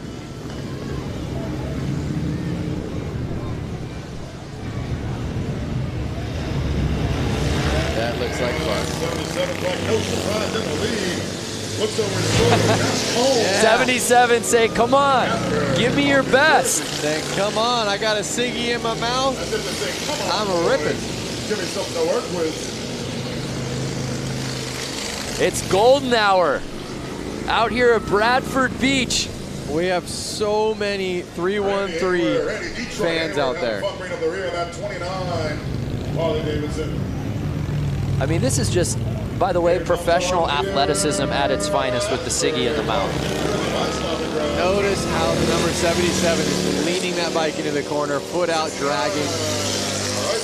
That's the stuff that looks fun. Watch him, put his foot out, he's dragging. Look at how much he leans that bike over. Look at that thing. Look at that lean. Committed, so committed. And again, he keeps turning over the shoulder, waiting for somebody to come chase. Can the 69 bike catch him? Look at that. His bike's starting to smoke though. Was it smoking like that when he started? Yeah. And I don't think it's the cigarette. No. Ladies and gentlemen, your winner of that heat, number 77, Josh Cone. Josh Cone. What a great race. Uh-oh. Bike might have broken. Well, it picked the perfect time to do it. And the TROG 45 main. Love seeing these stories, by the way, from all y'all talking about how you first came across your first bike. Keep them coming. We're going to bring these guys back around. We're going to run them again in the reverse order that they've been. Well, he might have a leaky valve or something right now. Is he looking over his shoulder to try to, you know, say hi or kind of show off? What do you think? That's what I'm trying to make a point of. He keeps looking over. I think he's encouraging his fellow riders, hey, come catch up. Does he have a knife on the side? This guy is a savage. Wow. Knife. He's holstering a knife, smoking a cigarette. Doing donuts. Doing donuts after the win. Life is good for 77. My boy Josh out there. Look at the smiles after the race. Look at that. Everyone's smiling. Less cell phones out, more smiles. Yeah.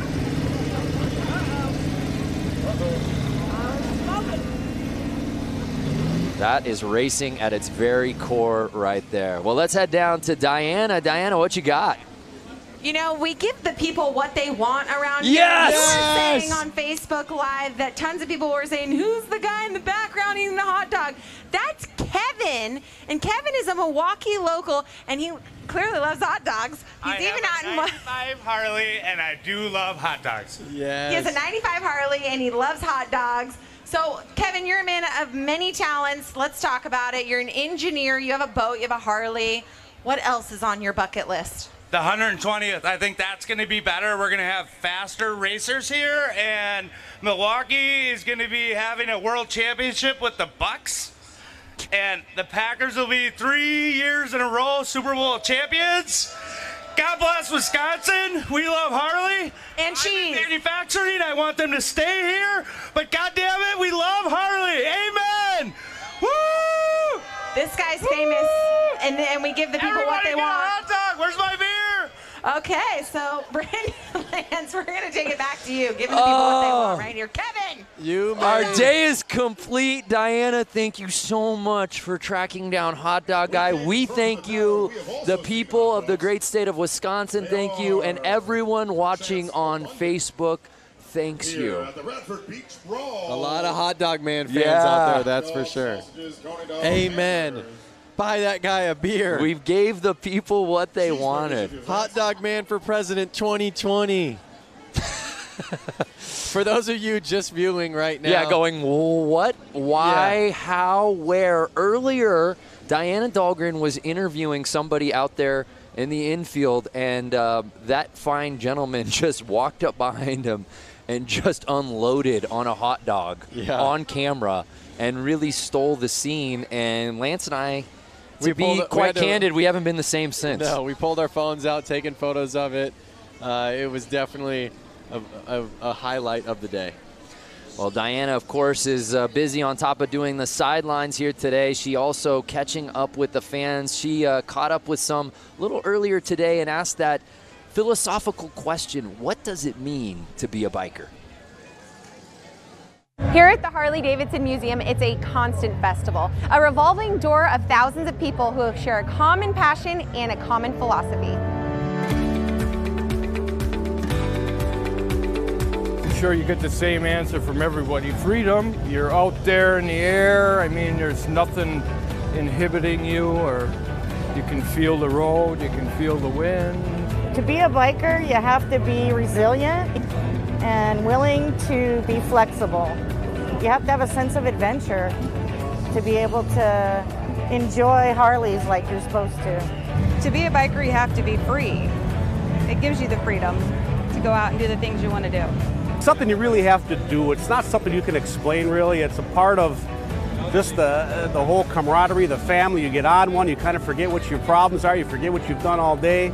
It's just a matter of realizing what you've got and enjoying it. To be a biker, you have to be someone who loves to ride. I mean, that's the reason we do it. Something just kind of hits you here. It's just the rumble. I just love it.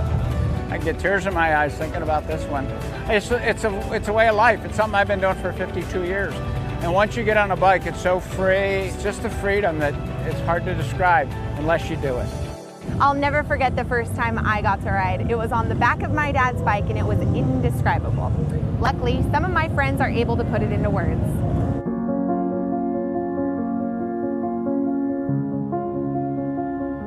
I started riding when I was very young. I had two older brothers that rode, put me on a bike when I was very young, pushed me and said go, didn't tell me how to stop, nothing. And ever since then, I've been hooked.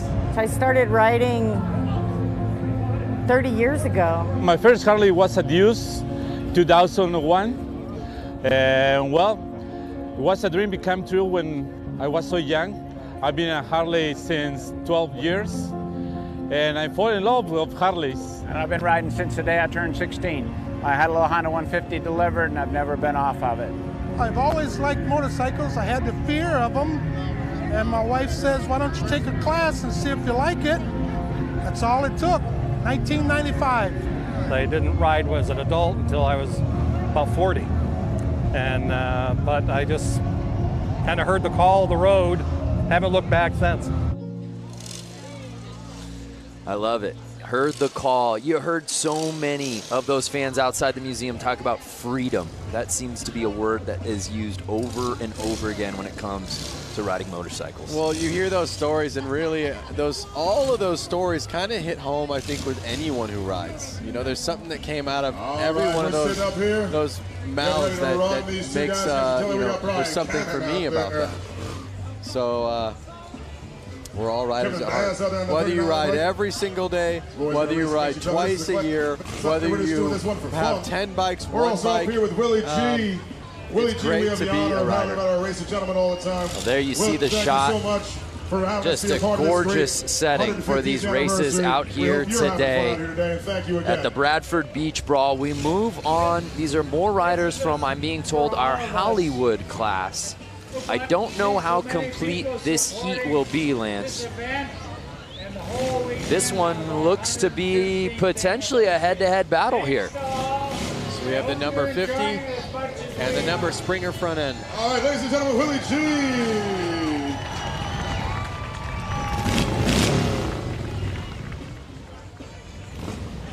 So that 50 bike has had no problem with this course out here today.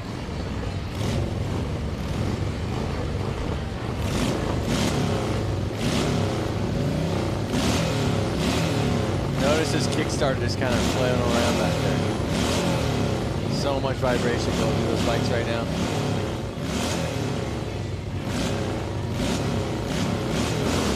And they're off.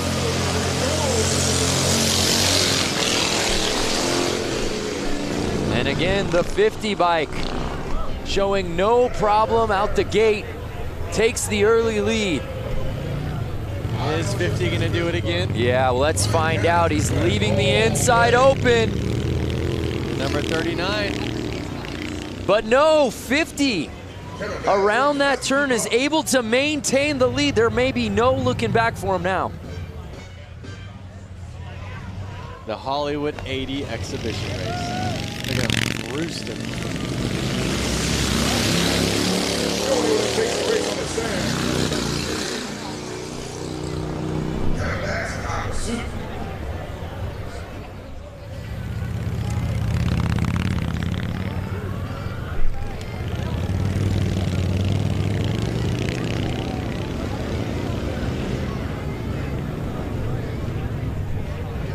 Again, they have no suspension. The suspension they do have, I guess, is that little teeny spring kind of bopping their seat up and down.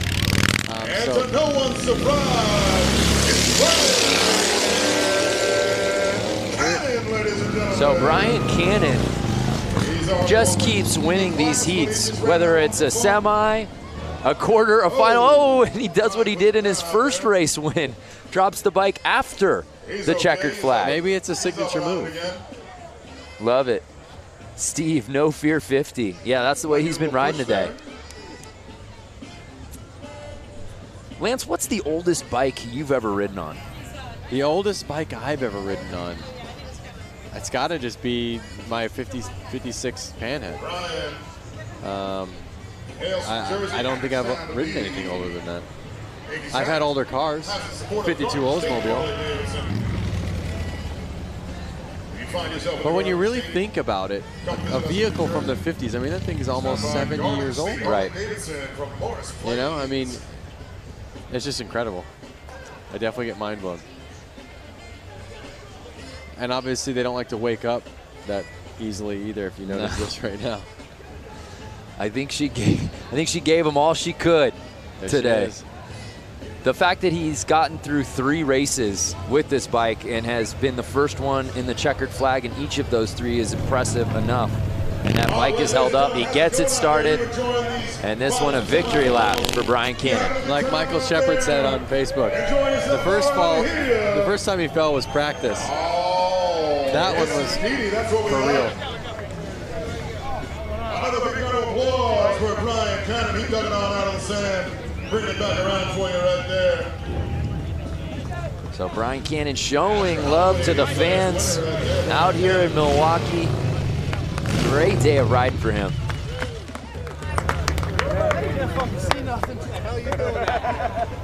I was trying to go real fast into the turn and then break the downshift. It's the Harley-Davidson 115th anniversary celebration. We had Flat Out Friday last night in downtown Milwaukee. We had a hill climb at a small ski resort earlier today, and we wrap up the weekend contests out here at beautiful Bradford Beach.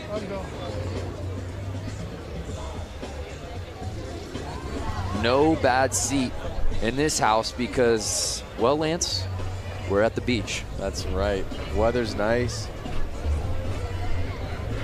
Beautiful sky. Sun slowly setting. Ooh, Daryl Jewell, first bike was a 1960 Triumph Cub.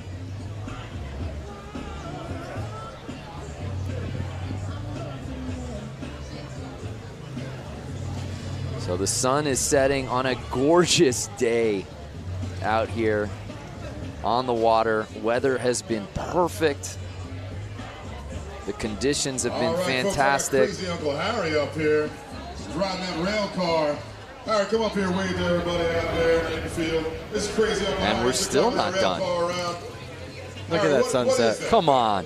Well, it's a 1932 Chevy truck chassis with a 51 Hudson Hornet engine. Which Instagram filter is that? That's hashtag no filter. No filter right there. That's just real life. All right, great. And you got another Hudson, right? What's that one all about? I've got two others. I've got a So it looks like we've got our next class starting to slowly line up. We'll get word on who that is. Thank you, Harry. We see the 1188 bike Uncle Harry, man, out he's been here. riding that rail car. I'm being told it's the brakeless 45. That's about it for that. We won't see that anymore. We got to give that some TLC in the pits. We're going to run this brakeless. Those are some boots right there. Final out here. That's the brakeless 45 class. They are. How long do you think it takes to lace up? Those look brand spanking new. Killer boots, man. He's new boot scooting. So who will join the 1188 bike? This isn't just a timed race. Let's get some competitors out here. Yep. Well, one thing I have to say is the hooligans are coming up right after this class. And I'm excited to see those guys bang bars. Yeah. You know, Ooh. Rubbin's racing. Chad Mata with an interesting idea pitch. Hot Dog Man on a bike. Maybe for that last hooligan race, we can get him out here? We've definitely already signed a contract with him. I'm actually representing him now, by the way. He's my client. So it's all got to go through me. Holy cow. I'm going to get my 10%. Believe you me.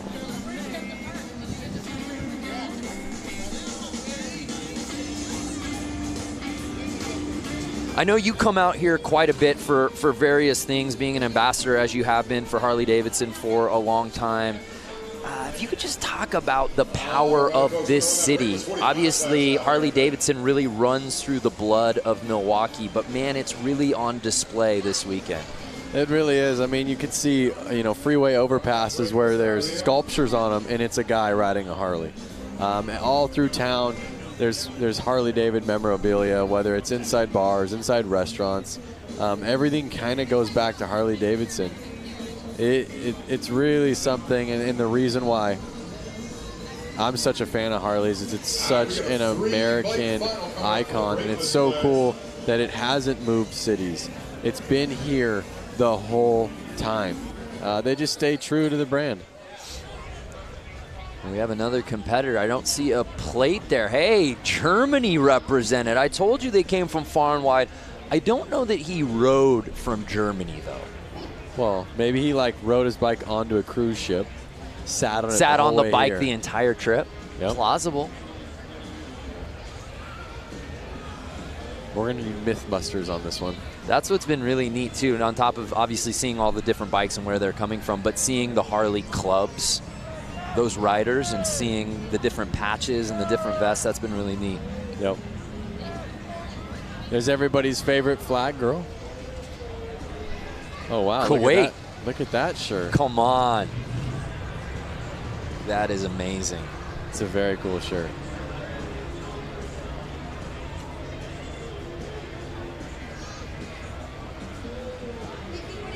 Charleston, South Carolina represent. And as we're taking a tour of different fans watching here in attendance from different places, again, let's reset the question on Facebook. Where are you people watching from? Hey, Sturgis, you were just there. I was just there at the 2018 78th, just like that Did guy's you shirt. get that frayed sleeveless shirt while you were there? I did not. That's your look, though. Or you only do that with the jean shorts. Yeah. You don't do that with the tops. The jorts. That's right, the jorts. Yeah. Coleman Warner, CCR playing in the background. That's right, very astute. Well, let's head down to Diana Dahlgren. Diana, what's the vibe like down there right now? I am standing here with a hooligan, Benny Carlson, and you know what? We know him because, put your arms out. We got to show, there we go. We know him because this flair that he always has coming off of all of his jerseys. Very well known. We've seen you at X Games, avid flat track for hooligans. Talk about your experience. It's been good. You know, we started doing it on a road race bike, actually, and then we finally built a Sportster this year. So this is our first full season riding the Hooligan Series. So we've been doing quite a bit. Went to Sturgis. We had good results out there, and we're having a lot of fun out here. You know, last night I saw you get out there super quick on the indoor flat track when they had an oil spill. One of the guys' brake rods put oil all over the track. You were quick to get out there, give a helping hand. Is that the kind of camaraderie that happens in this community? Yeah, that's what's fun. You know, back when we were pro racing every weekend, it's kind of a cutthroat deal. So when you're talking with the hooligan guys, it's one big community, especially all the guys from Milwaukee. We got a slew of guys that are fast that are going to run up front here again in the main event. And we're out here together as a community, and that's what it's all about. Benny Carlson, please let everyone know the dealership that's supporting you. Yeah, I tell you what, you know, when the phone rings and Joe and Wayne help call from Suburban Motors, Harley-Davidson up there in Thiensville, great dealership. They've been putting me on fast Harleys for a long time, so I can't say enough. Thanks. All righty, Benny Carlson, guys, we're going to go racing. Let's do this. All right, folks, we got this brakeless funnel out here. Brakeless. So, yeah, have brakeless you ever 45s. Have you ever ridden a bike that was brakeless? I've never gone brakeless. Not with a motor on it. I've done a brakeless BMX bike. How about yourself, Lance Corey? I can't say I have. You know what? I've taken a bike off of a lift and not compressed the brakes after, and the brakes don't work for about 2 or 3 squeezes, and it's scary. Kind of a rookie move on my part. These kits are awesome, by the way. Look at these the sweaters. That green and gold is really clean, kind of Packers-esque out here. And it's 15 with the lead, Johnson. And Detroit, Randy Hayward. Johnson, I believe, took it away in the last one. Am I correct? That is correct, sir. Yep. Building a really nice lead as he's hugging the outside. Got it squirrely there for a second. This is the main that Warren was involved in. That's when right. He went up and over that berm.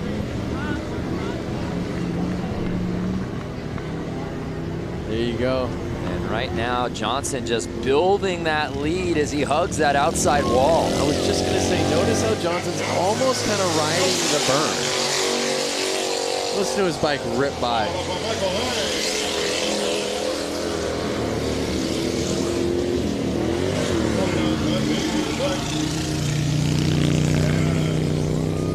Detroit, Randy Hayward. Uh-oh, we got a bike stalled out in the corner. Well, I don't know if it was stalled out, but it was stuck. There he is. Yeah, 1188. What's going on with his bike? In the new boots. New boot scoop. Notice some of these guys like himself, they're not wearing glasses, goggles. I mean,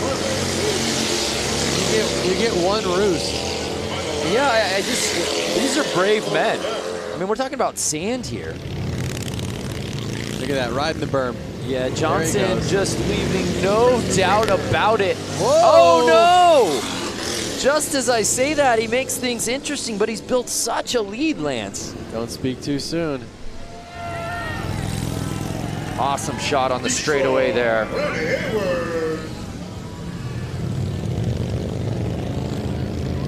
Look at that. wide open for the checkered. On the gas. Epic.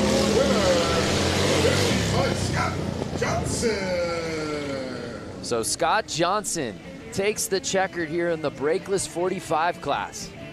Yep. And he went out front and he owned that race. Yeah, there was no doubt. Got the whole shot. Rode outside early, and then there was no looking back. Let's take another look right out the gate. Just so much control right from the start. He had it in his eyes. He had it in his brain. I'm going to be the first one in corner one. I'm going to rail these corners, and I'm going to take home this checkered flag. Scott is a local, so, you know, did he sleep in his own bed tonight? Was he the most comfortable? Was he secretly training on these beaches? Big round of applause for Randy, everybody. Detroit. Yes. Nearly a 90-year-old bike. Yeah, just incredible. 1929. So awesome. So Scott Johnson, he did make it interesting a little late, but again, just had such a sizable lead. No one could catch him.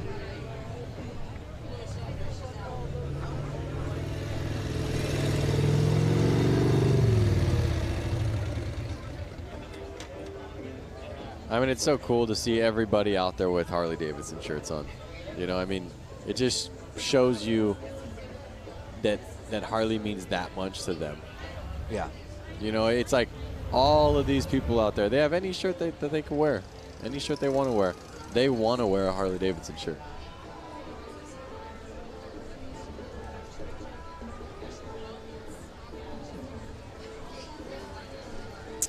While we get this course maintenance underway, let's look back at this week. Diana Dahlgren went out to the Harley-Davidson Museum for a tour unlike any other. All right, ladies and gentlemen. Years ago, two friends, William and Arthur, came together to create Harley-Davidson. We are going to show you a little bit of the history, culture, and most importantly, the bikes here at the Harley-Davidson Museum.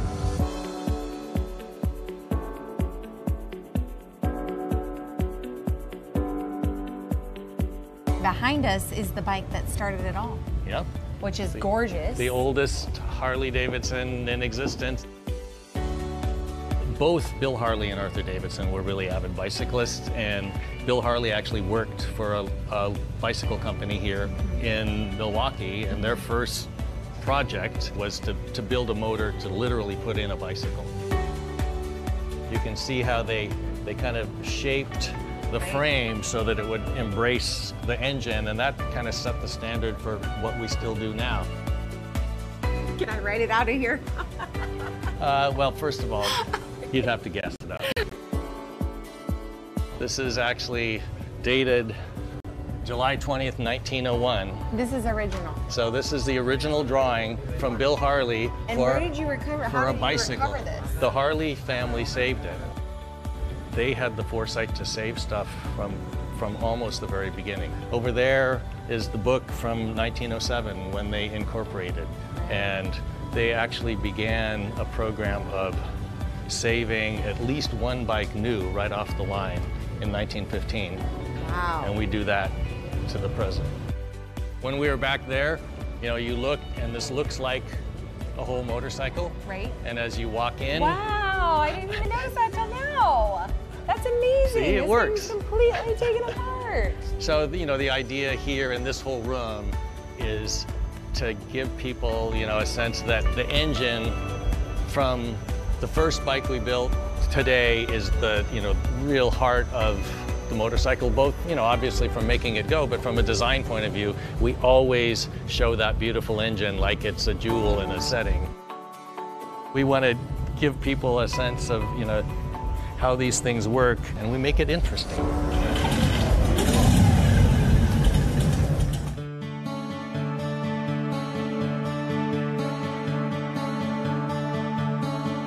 By 1920, we were the largest motorcycle company in the world and sold over 28,000. In those early decades, there were dozens we think, as many as 60 different American motorcycle companies. By the time we came out of the Depression, there were only 2 companies left. You know, the major turning point was World War II. Over the course of World War II, we made almost 90,000 military bikes. What kind of jobs in the military were Harleys actually assigned to? They were mostly, they called them dispatch riders. Okay. So they were taking messages from one place to another. Our story weaves in and out of the story of American history. This is the bike that this badass cyborg Arnold has to ride. Schwarzenegger. The real Captain America in the comic book, he rides a WLA. Right. The original didn't come with flamethrowers and Yeah, exactly. stuff like rocket launchers. Like the Terminator, one thing that's great is it's kind of, you know, it's not just like a car, it's a character.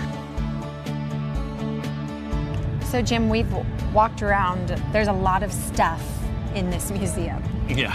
When you think about motorcycling, it's not just the bike, it's the black leather jacket, all the uniforms, and then all the things that people do to add to their bike. So we've got, you know, just an incredible array of things to help tell the story. What do you hope each person that sets foot through this door gets? If you come into this place and you're a Harley-Davidson enthusiast, we're gonna stoke that passion further. If you got dragged along by somebody and you don't think you're gonna like it, you're gonna leave thinking, you know, that was actually interesting and I've never really thought much about motorcycling, but that's an interesting subject.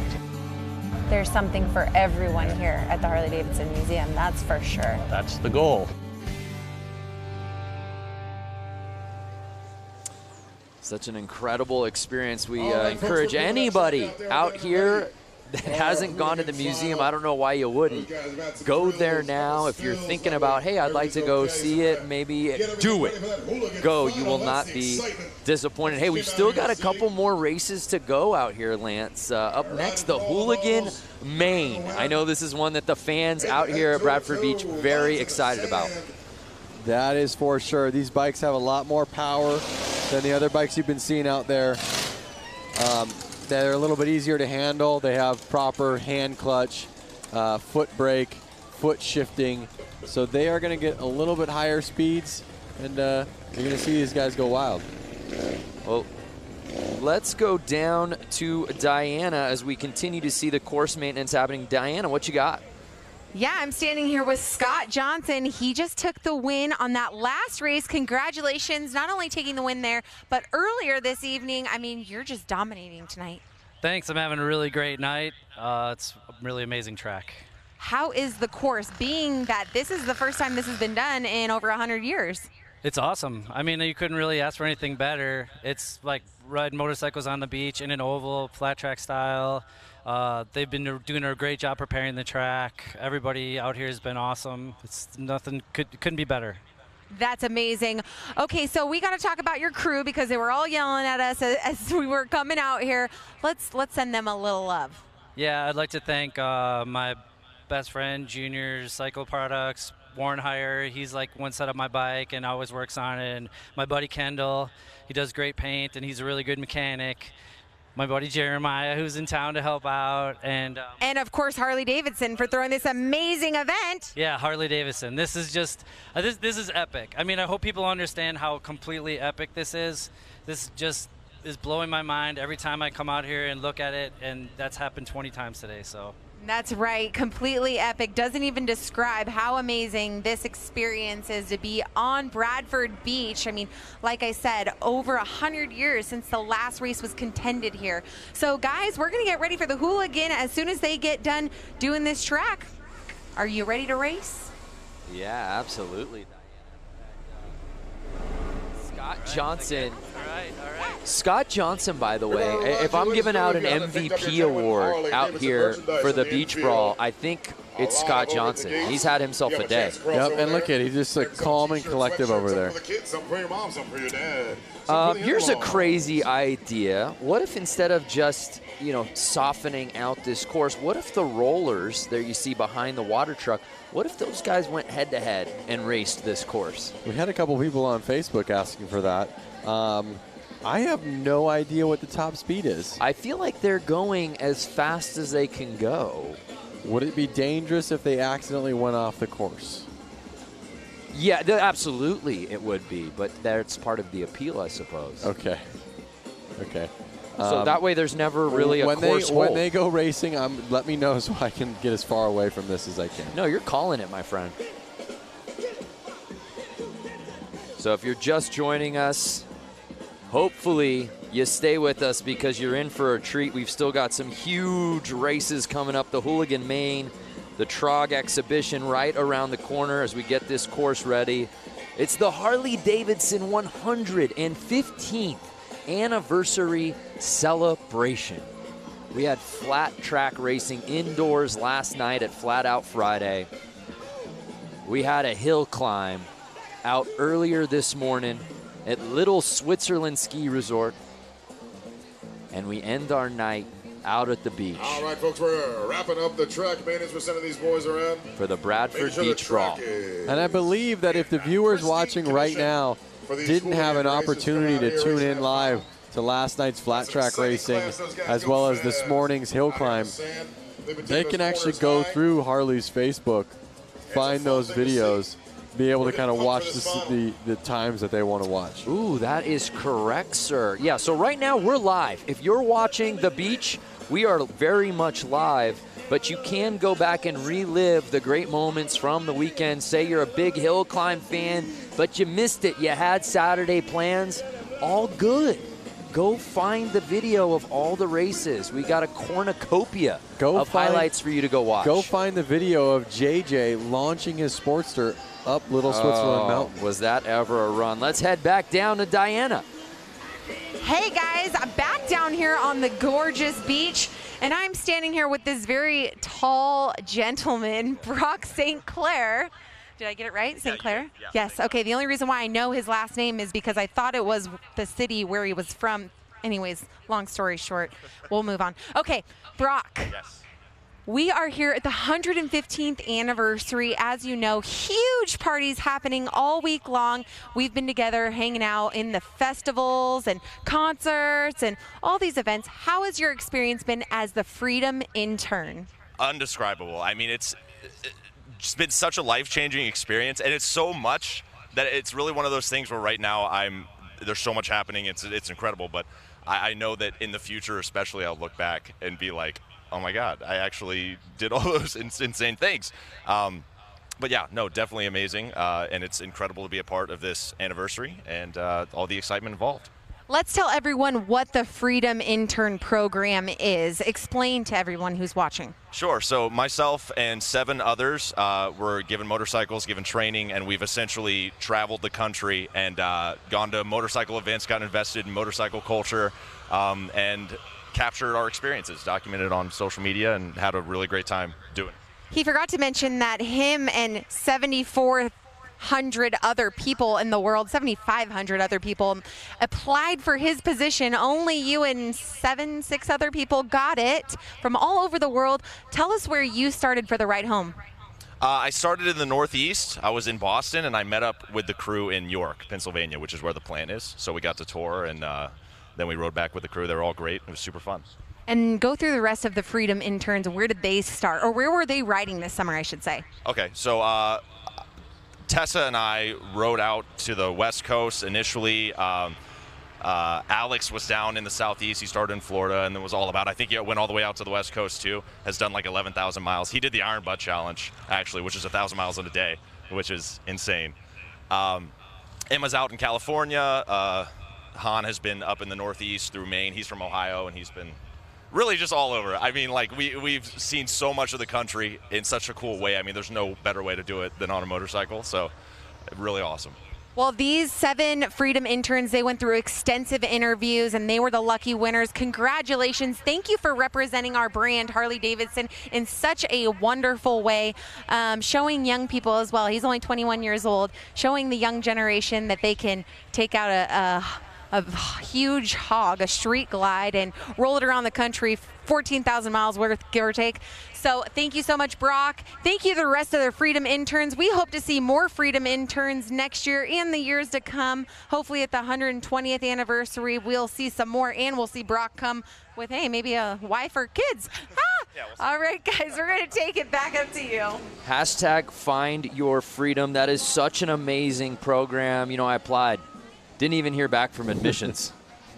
Yeah, because you weren't going to college, train a real intern. Oh, is that what it is? I think they said they were out of college. Or Oh, that makes me feel better then. Why I didn't get in. I would love the job. Absolutely. Hashtag Find Your Freedom. Learn more about it online.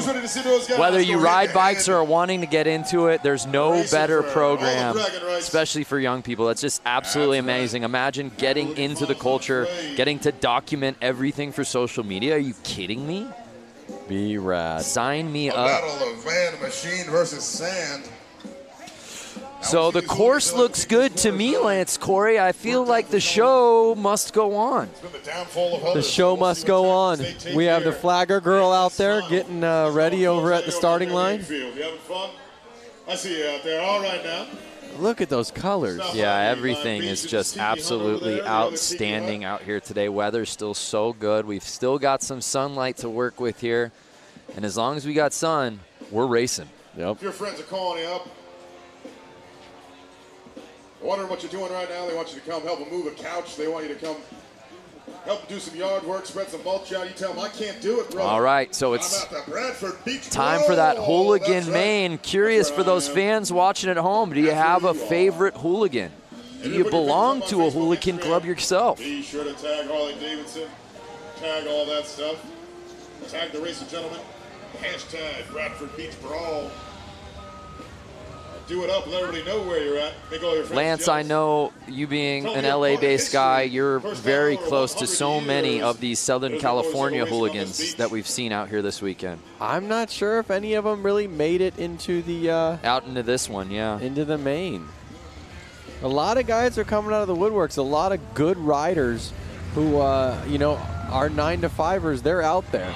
Yeah, they are out there. They're actually coming on the track right now. The hooligan main event is going to happen. We are seconds away. They're passing me. I'm inches away from these guys. So talented, and a lot of these guys have competed in multiple events this weekend, guys. Talk about a few of these riders and all their talent, the talent field they carry. Diana, you've gotten a chance to hang with a lot of these guys you've interviewed, half if not most of them throughout the 2 days of action out here. They all just have such fantastic stories on how they got here. It's easy for fans to get behind and root for guys like this hooligan class, right? Yeah, that's right. And you know what? There are a handful of hooligans that didn't qualify into this event. I bet they're so bummed about it. But you know what? Like we saw, racing is racing. JJ Flaherty going down in the shaded area, you know, with one hand off the wheel bars. Anything can happen in racing. And that's the coolest part about it, is it always a surprise. It is always a surprise. So there you see the format for tonight's main. Big names here in this hooligan main. Of course, Danny Holbus, Benny Carlson, Joshua Young, and Hansen, and we're off! And again, remember, these bikes are faster and they're easier to handle than those old bikes. We're gonna see some fast racing here. And we're seeing more of the same from Hansen. We saw it earlier in his previous heat, taking the lead, going tight on the turns, and he looks like the one to beat, Lance. It looks like he's out there in front and he's not letting off. Looking back. But he's looking back. He's hearing footsteps. It's Holbus, 142, trying to make the pass. Riding that outside line. Is the outside going to be faster? We'll see on the straightaway. Does he pass him? He slingshotted that outside corner. Oh, shaking, baking his way past 33. Is he going to keep staying on the outside? Is that going to be faster? We'll see, and the strategy works, Lance. They are on the gas. Now can Hansen return the favor on the inside? Look at him. Oh, he's gone. Wow, look at how rutted it's getting. Even after all that course maintenance, Lance. These bikes are powerful and they are roosting. Amazing. 2 laps to go. The Danny Holbis has been primarily riding on the outside, and he's holding the lead. Notice Holbis on that corner, on corner 4. He's actually riding the berm. Look at how high up he's going. Look at that. He's getting up on the berm. Watch him come out of this next corner. That's not easy to handle that bike through that. Watch him come up on this berm right here. He went up. Yeah, he's riding up on the wall. And that's it. Danny Holbis winning the Hooligan Main out here at the Bradford Beach Brawl. That's your Hooligan winner, ladies and gentlemen. Hopefully we can get a replay of that pass. Yeah, that was awesome. That was the pass of the night for sure. Holbis takes the win, followed by Hansen and Mishler, rounding out your top 3. I hope you guys can hear that. Those engines ripping by our booth. And again, it was Hansen taking the early lead, had the whole shot, was riding the inside, couldn't ask for much more, but then you just see 142 Holbis zooming around that corner and on the straightaway, and there was no looking back, Lance. Yep, it was that slingshot effect. Look at these ruts, just squirrely. A well-deserved victory lap. Running around with a checkered flag, showing that pride that he just won. And these guys didn't just win this race. He had to go through qualifiers, heats to make it here. Oh, 100%.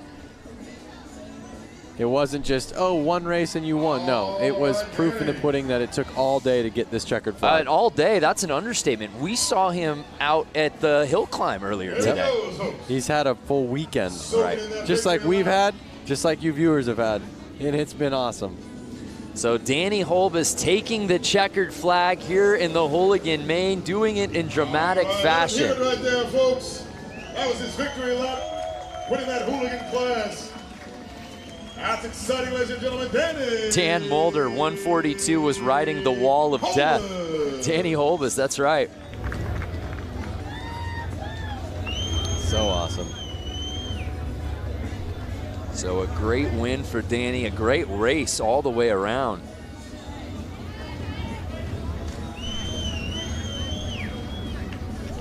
Sometimes you wanted to sit here in silence, just staring at it like in awe. Should we just not talk for the rest of the show?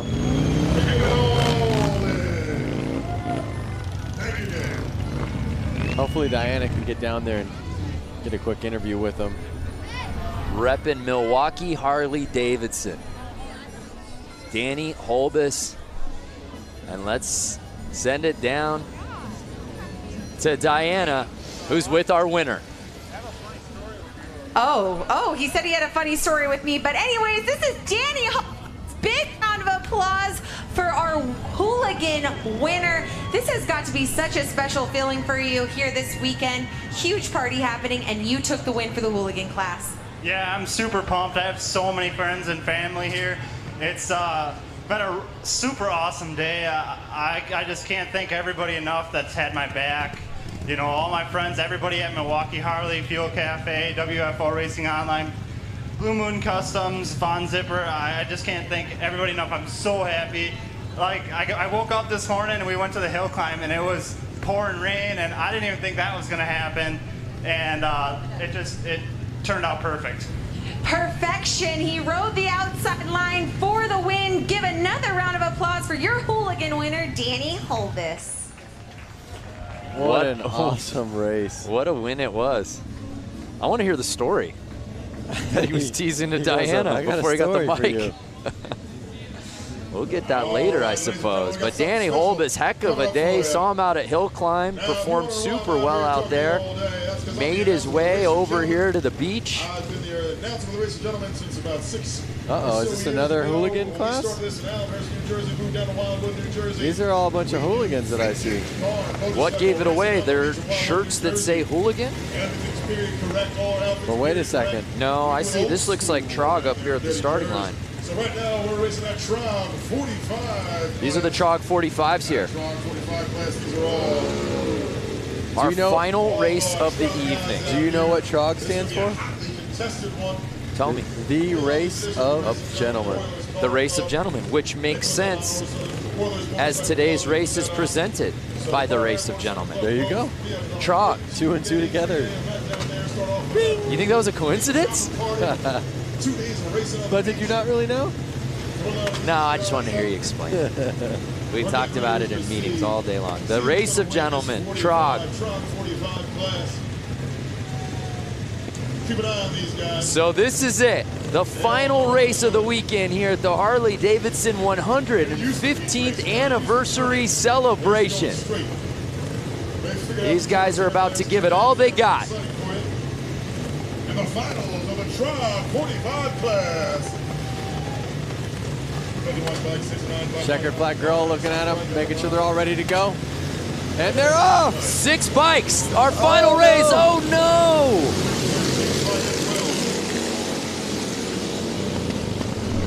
And it's 69 taking the lead early. He's to the outside, leaving the door open.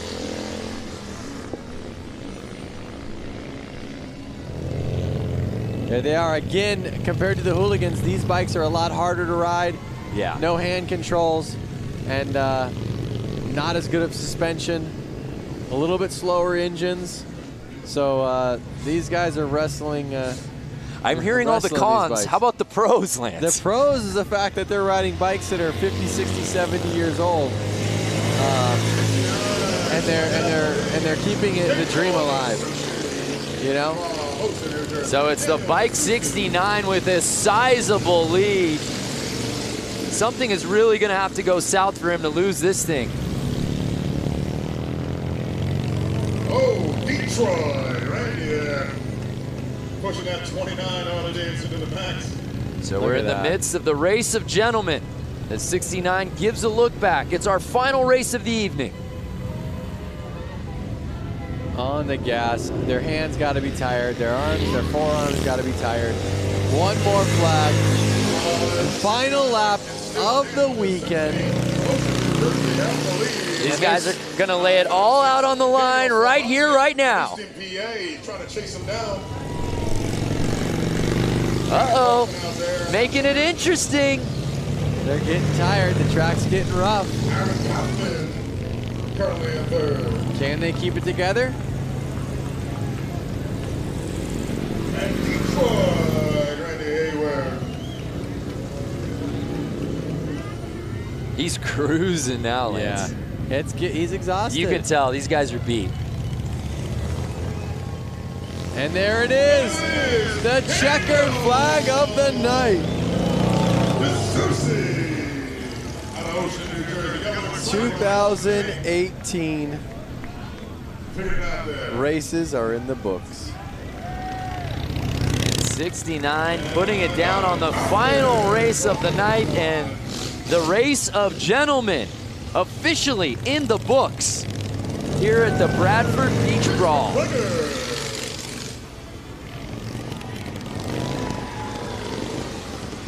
Harley-Davidson. Man, I could just watch this shot over and over again. Oh yeah.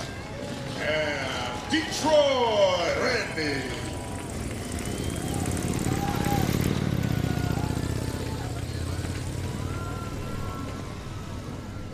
Look at that city. City of Harley-Davidson.